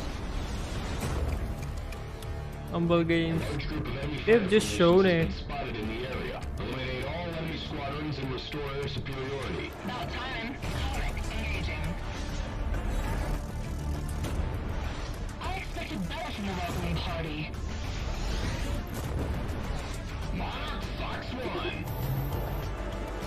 Turn him down. Watch him fly.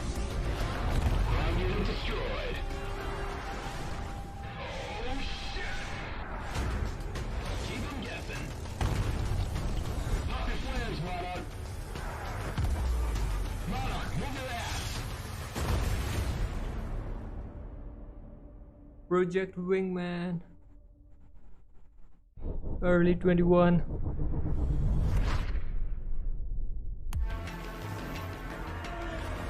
Yes, this looks cool.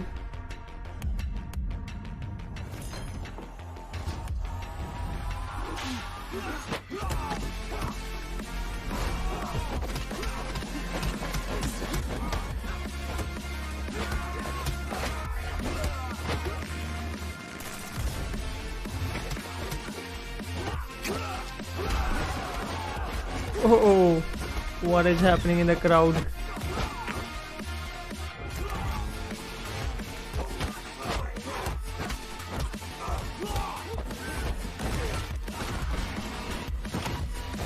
The way they made it, Midnight Fight Express, this is so amazing.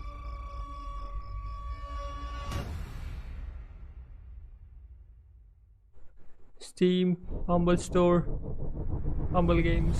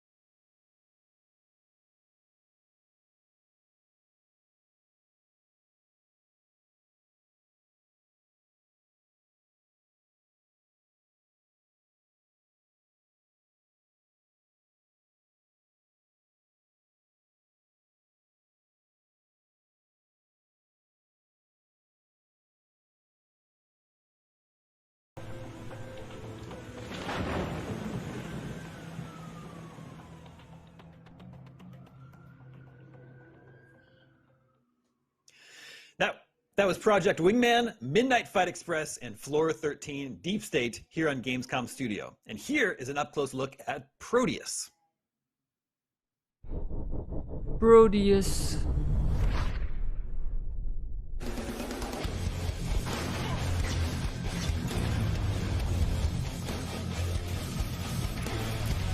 No way. Again. No. Pass it on fast. What you just saw was a glimpse into Proteus, a retro FPS with an emphasis on visceral combat, map design, and built-in community tools for hours and hours of play. My name is Jason Mojica. I'm one of the lead developers of Proteus. I'm going to briefly walk you through our game and show off what we've been working on for the last 2 years. In my past life, I was a map designer on a few AAA titles you may have heard of, and so of course, robust map design became an essential pillar of Proteus. One of our primary design philosophies for Proteus was to take what we loved about shooters from the 90s and early 2000s and tastefully update them with modern design techniques. That philosophy directly relates to our map design, where we encourage players to explore and destroy at a rapid pace through intuitive level flow. We want players to play our levels multiple times and find new secrets, Looks low level quality or work. climb the leaderboards. Beyond our own handcrafted campaign map, we want Proteus to become a sandbox for the community to play in. No We've allowed way. for a ton of visual elements to be completely customizable to fit the hardware and era of your favorite shooter. This includes various HUD tweaks, monitor effects, and the ability to change the game from sprite renders to full 3D. But our crown jewel of custom content is our own built-in level editor and map browser. We've created an incredibly powerful editor built right into Proteus, so passionate players can create the map of their bloody retro shooter dreams. While it may look advanced, we've simplified the map editor so anyone can dive in and start feeling like a pro. We've also included a ton of pre-made assets straight from our own campaign to help players quickly build exceptional looking levels. The map editor will see a lot of attention throughout development, and we've already been blown away by what our community has crafted so far. But what's a great map editor without a place to share your creations? One of our killer features in Proteus is our own in-game community map browser. Players can browse, play, and rate community maps. And gone are the days of your hard drive filling up with tons of custom levels. Our map file sizes are micro, so they load almost instantly directly from our server. That's it for now. If you're interested in getting your hands on Proteus very soon, You can sign up for our closed beta directly on our Steam page. We're also happy to announce that Proteus will be releasing into early That's access why on it is November 10th more this year. pixelated. Follow us on Twitter at Proteus Game, or join our Discord channel to get ready with the rest of our community to paint the walls red with Space Zombie blood this What's the November 10th. point of this game?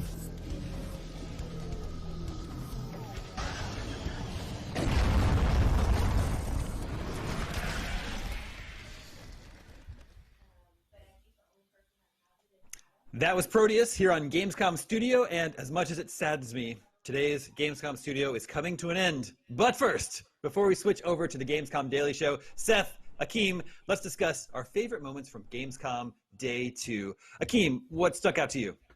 Well, I gotta say, Damon, right off the bat, I was smitten with Anno Mutatium. Hopefully I'm saying it correctly. Mutationum, I believe. Mutatium. Well, as hard as I'll get it right by the time I get my hands on this game.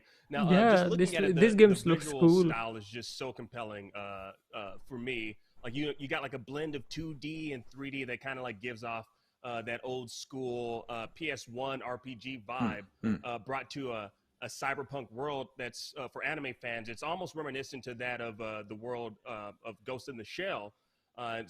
It's an action adventure game that also pulls in some RPG elements. So I guess that means that you'll be able to kind of like interact with other characters you encountered throughout this hustling and bustling futuristic world. And also the devs, I'm really happy about this. The devs, apparently they drew inspiration from Blade Runner. So they obviously did their cyberpunk research, which I'm super duper excited for. We don't have enough, cyberpunk video games out there that kind of draw RPG elements, but it seems like we're really starting to get a lot more of that this day and age, which I'm psyched for.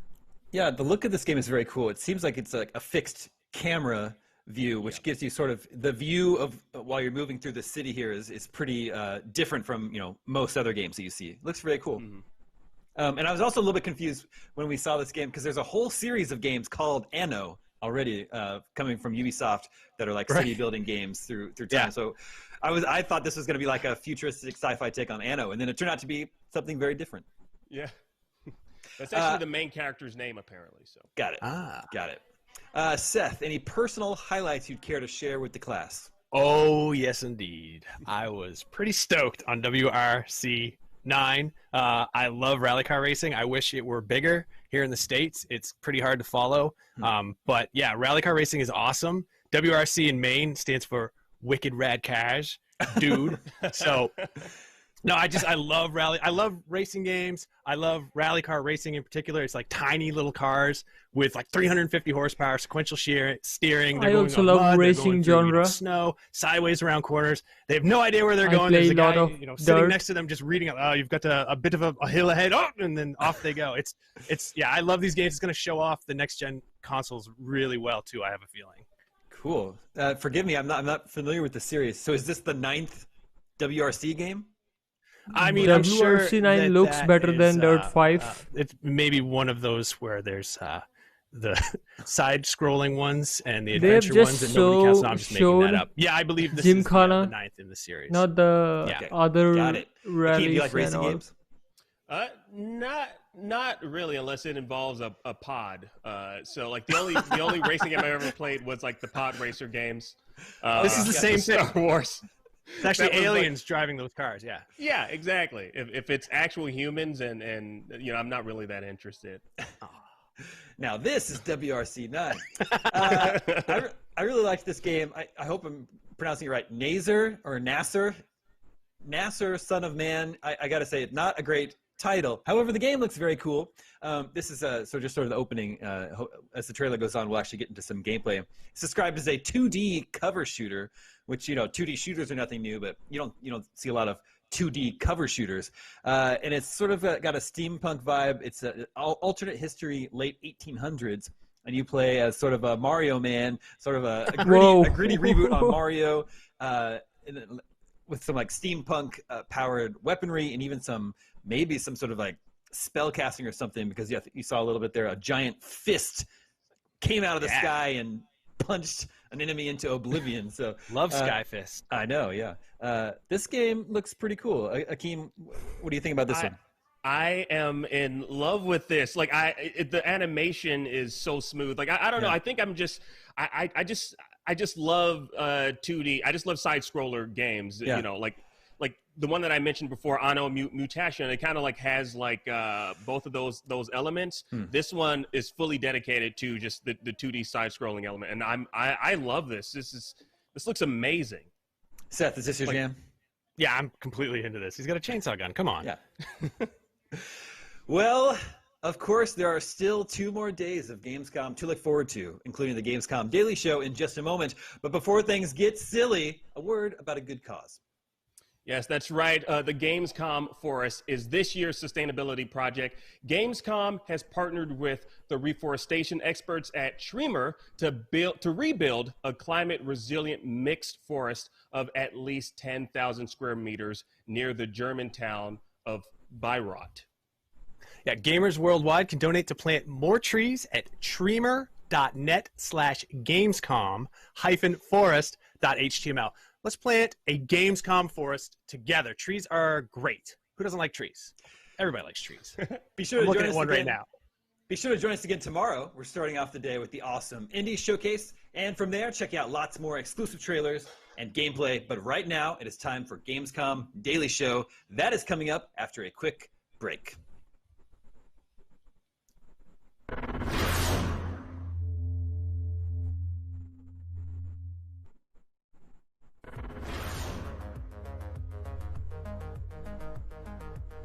Everybody loves watching a speedrun of their favorite game. Okay. But what if you got the opportunity to peek into the minds of the developers while they watch their games getting completely wrecked? That's exactly what happens in every episode of Game Devs React to speedruns. You can do that. Oh my god!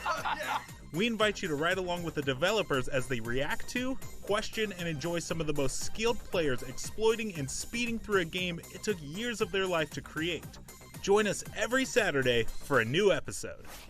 Not only is IGN the world's biggest media brand for games and entertainment, but we also have a team of some of the world's biggest fans of your favorite franchises. From breaking news and exclusives, never-before-seen looks at movies and games, to reviews, Let's Plays, and live streams, IGN brings you all the coverage you need, no matter where you are. Whether you're on IGN.com, the IGN app, YouTube, Facebook, or Snapchat, we've always got you covered.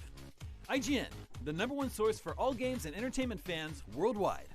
Still using those tiny phones and tablets to watch IGN? Give your eyeballs a rest because IGN has moved to your living room. Get first looks and in-depth reviews of the most talked about titles. Thank you so much for chatting with me. Pleasure to be here. And take a front row seat to the biggest events of the year. Tune in on your Samsung TV Plus, Pluto, and Plex and take a load off. Tune in to IGN 1. The next generation of video gaming is on the horizon, and IGN is here to bring you the latest PlayStation 5 and Xbox Series X news and analysis in our new weekly show, Next Gen Console Watch 2020. We'll bring on the experts to discuss and analyze all the latest developments around these new consoles. From frame rates, services, features, peripherals, and even all the new tech jargon, Next Gen Console Watch 2020 will keep you up to speed on everything leading up to the next generation of gaming. Join us every Friday for a new episode.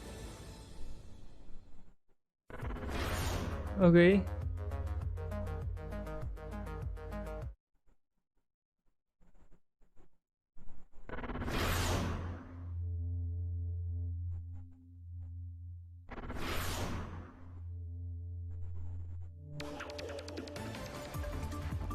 So there's a Gamescom Daily Show.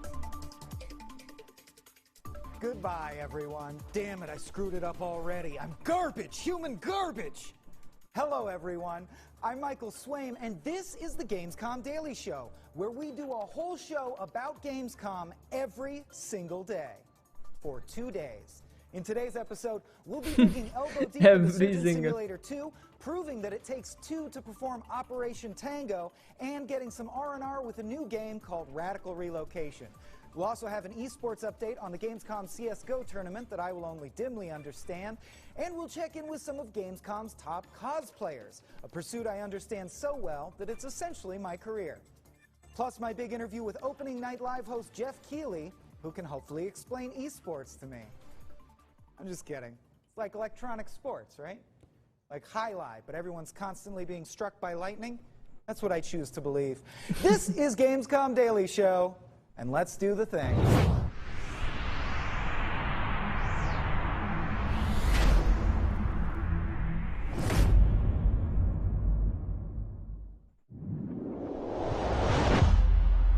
Double movies. In 2020, they're gonna vote Just Die Already the worst game of the year in the Reptilian Federation. What is this? On Earth. Hey, Grandpa. Main issues: sky-high rate of violence, showing of elderly genitals, a literal shitpost of a video game, and making fun of the legendary Hideo Kojima. Whoa. Can't deny it, it's all true. But everybody still wants to play it. The game's always got something interesting to find somewhere. Almost as many things to pick up and interact with as that CyberGoth 007 Oh game shit, that grandma. Might be wings found behind a vending machine that let you fly. Might be a gun that lets you turn gravity into your... Or a butt wand that turns your friends' faces into butts. Oh. But it's there. Just around the corner. And Butt on a face. Going.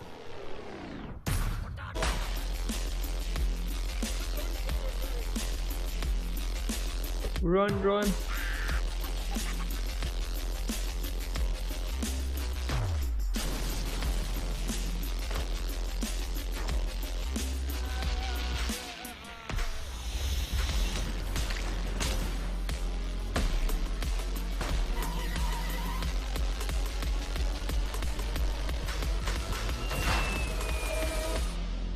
It's a game of Just die dreams. already. And I'm a big dreamer.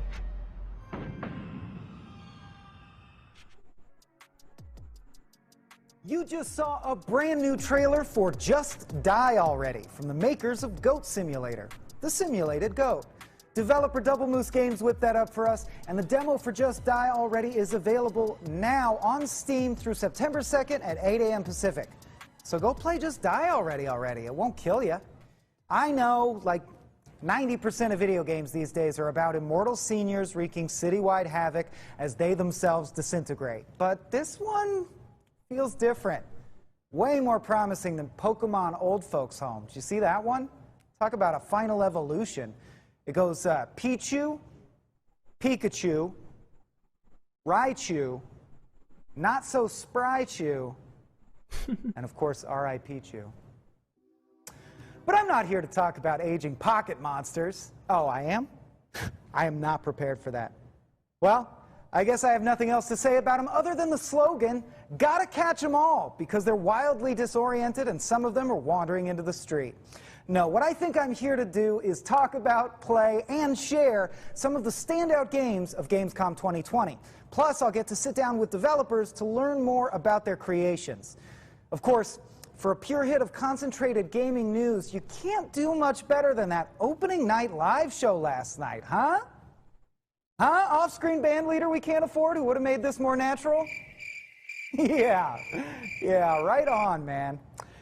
And our band, of course, are all playing their individual instruments alone at their respective homes for safety reasons, so use your imagination.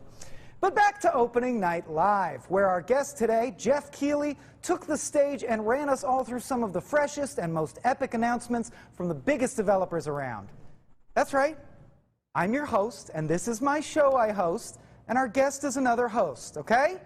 We're going to create a field of hosting feedback between us so powerful, Chris Hardwick will just be magnetically launched into the studio from wherever he currently is. So look forward to / prepare for that. One big O&L announcement was that Doom Eternal is getting a DLC, The Ancient Gods Part 1. Of course, by definition, that means Doom Eternal was limited in scope and not eternal. Now, I'm sick of this rash of false advertising and titles. Final Fantasy should have only had one installment, Mega Man should be a grown-ass man, and Animal Crossing should be about making hideous mutant abominations by slamming a squirrel into a squid. Also, why do they call it The Sims when it's become more real to me than anything in my so-called life? Actually, that last one might be a personal problem. At any rate, the Doom Eternal DLC will no doubt promise more challenging rhythmic gunplay in the bowels of hell. Fun fact, Our modern vision of hell as a pit full of burning damned souls and demons lumbering around dates all the way back to Dante's Inferno, an epic poem from the 14th century. Inferno was released after the poems Paradiso and Purgatorio, so in a sense it was a DLC to begin with. The author, Dante Alighieri, hoped to invite the reader to contemplate the nature of the divine, the difference between right and wrong, and the integrity of the human spirit. Anyway, in Doom Eternal, you get to saw a bunch of demons up with a chainsaw. It's pretty sick. Another announcement that made waves was a first look at a new Dragon Age game from BioWare. People love to get lost in BioWare's massive worlds, get to know each Dragon Age game's diverse cast of well-drawn characters, and see which ones they're allowed to bone. Admit it, it's a huge part of the game. And who can blame us? You know, Dragon Age posits a world in which an immortal forest sorceress shapeshifter will totally hook up with you if you talk to her 35 times and give her some jewelry. No deciding whether the kids will be raised feral or human style. No arguing over whether it's technically bestiality every single time you do it. Just conversing enough for one long email chain and bingo bango. True love acquired. Only we're so simple. Oh my god. In real life, I would definitely not call the people I know a diverse cast of well-drawn characters. And only like one of them lets me hook it up. And I had to learn all about her for years and do a bunch of stuff with her. It's crazy. Although one of the things we did together was play through Dragon Age Origins, so now I think I'm technically in a love triangle with Ogren the alcoholic dwarf. He'll win. I fear him. We also saw Ratchet & Clank Rift Apart, who continue to impress by leveraging the PS5's solid-state hard drives to seamlessly switch between one environment and a completely different one on the fly with no load screens. But really, is it that big of a deal? I used to do that all the time. It's called drinking to the point of blackout and coming to in a supermarket in Dayton, Ohio. Equally thrilling, but I don't recommend it. It's tough on the old solid-state drive. Ratchet, of course, is a giant-headed Lombax with a tiny lower back and a whole robot in a backpack that he rarely takes off. So let's enjoy him now before his spine telescopes and he's forced to retire. But opening night live was just the tip of the gaming iceberg. Gamescom 2020 has plenty more in store. Case in point, all of the Gamescom studio reveals we saw today. There were a number of bleak, disturbing hellscapes this Gamescom. That's always fun. Earlier today, we saw Transient, a Lovecraftian horror adventure about transcending your physical form by hanging out with a bunch of real uggos.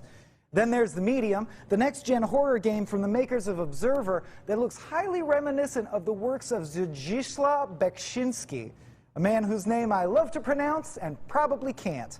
That said, I scared off many a babysitter by breaking out my book of Beksiński prints, so if this game is even half as gross as those, I'm already wetting myself.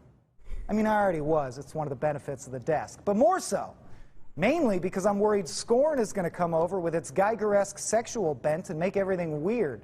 You know how it is. You're hanging out in a perfectly good membranous horror tunnel. Everything's great. Then Geiger swoops in and turns all the wall sconces into dongs. Or Lovecraft pops in to say something racist. I swear, it's like these horror artists famous for their twisted inner visions also had bad personalities or something. Go figure. Another reveal from Gamescom Studio today I'm very excited about is Overloop. Now that's a game where you create infinite clones of yourself and lead them repeatedly into death in order to solve puzzles. Whenever I used to play Lemmings, the lack of clones was my one complaint. Why are these all different Lemmings? Why are they not me? I'm the one who deserves to die 1,000 times, me! Of course, I was a very depressed child. If you're having a better childhood than mine, you might be more interested in Drake Hollow from Molasses Flood, the makers of The Flame in the Flood. Great game. That one's still set in a grim, blighted world full of feral beasts, but at least the premise is you team up with your friends to protect cute little vegetable creatures and build their town for them. Whenever I try to do that at the community garden, someone hassles me, so this sounds great. It's kind of like Pikmin meets Animal Crossing meets that shrieking monster from under the bed in Pan's Labyrinth. That's the guy. You know what else I love? Games where the title is a sound. There's a new sword fighting game called Shing. We saw Hack earlier. Hack! And why isn't there an archery game called Thunk? Or a racing game called Skr? Oh, God, no! Anyway, Hack is an upcoming 2D Metroidvania set in a grim,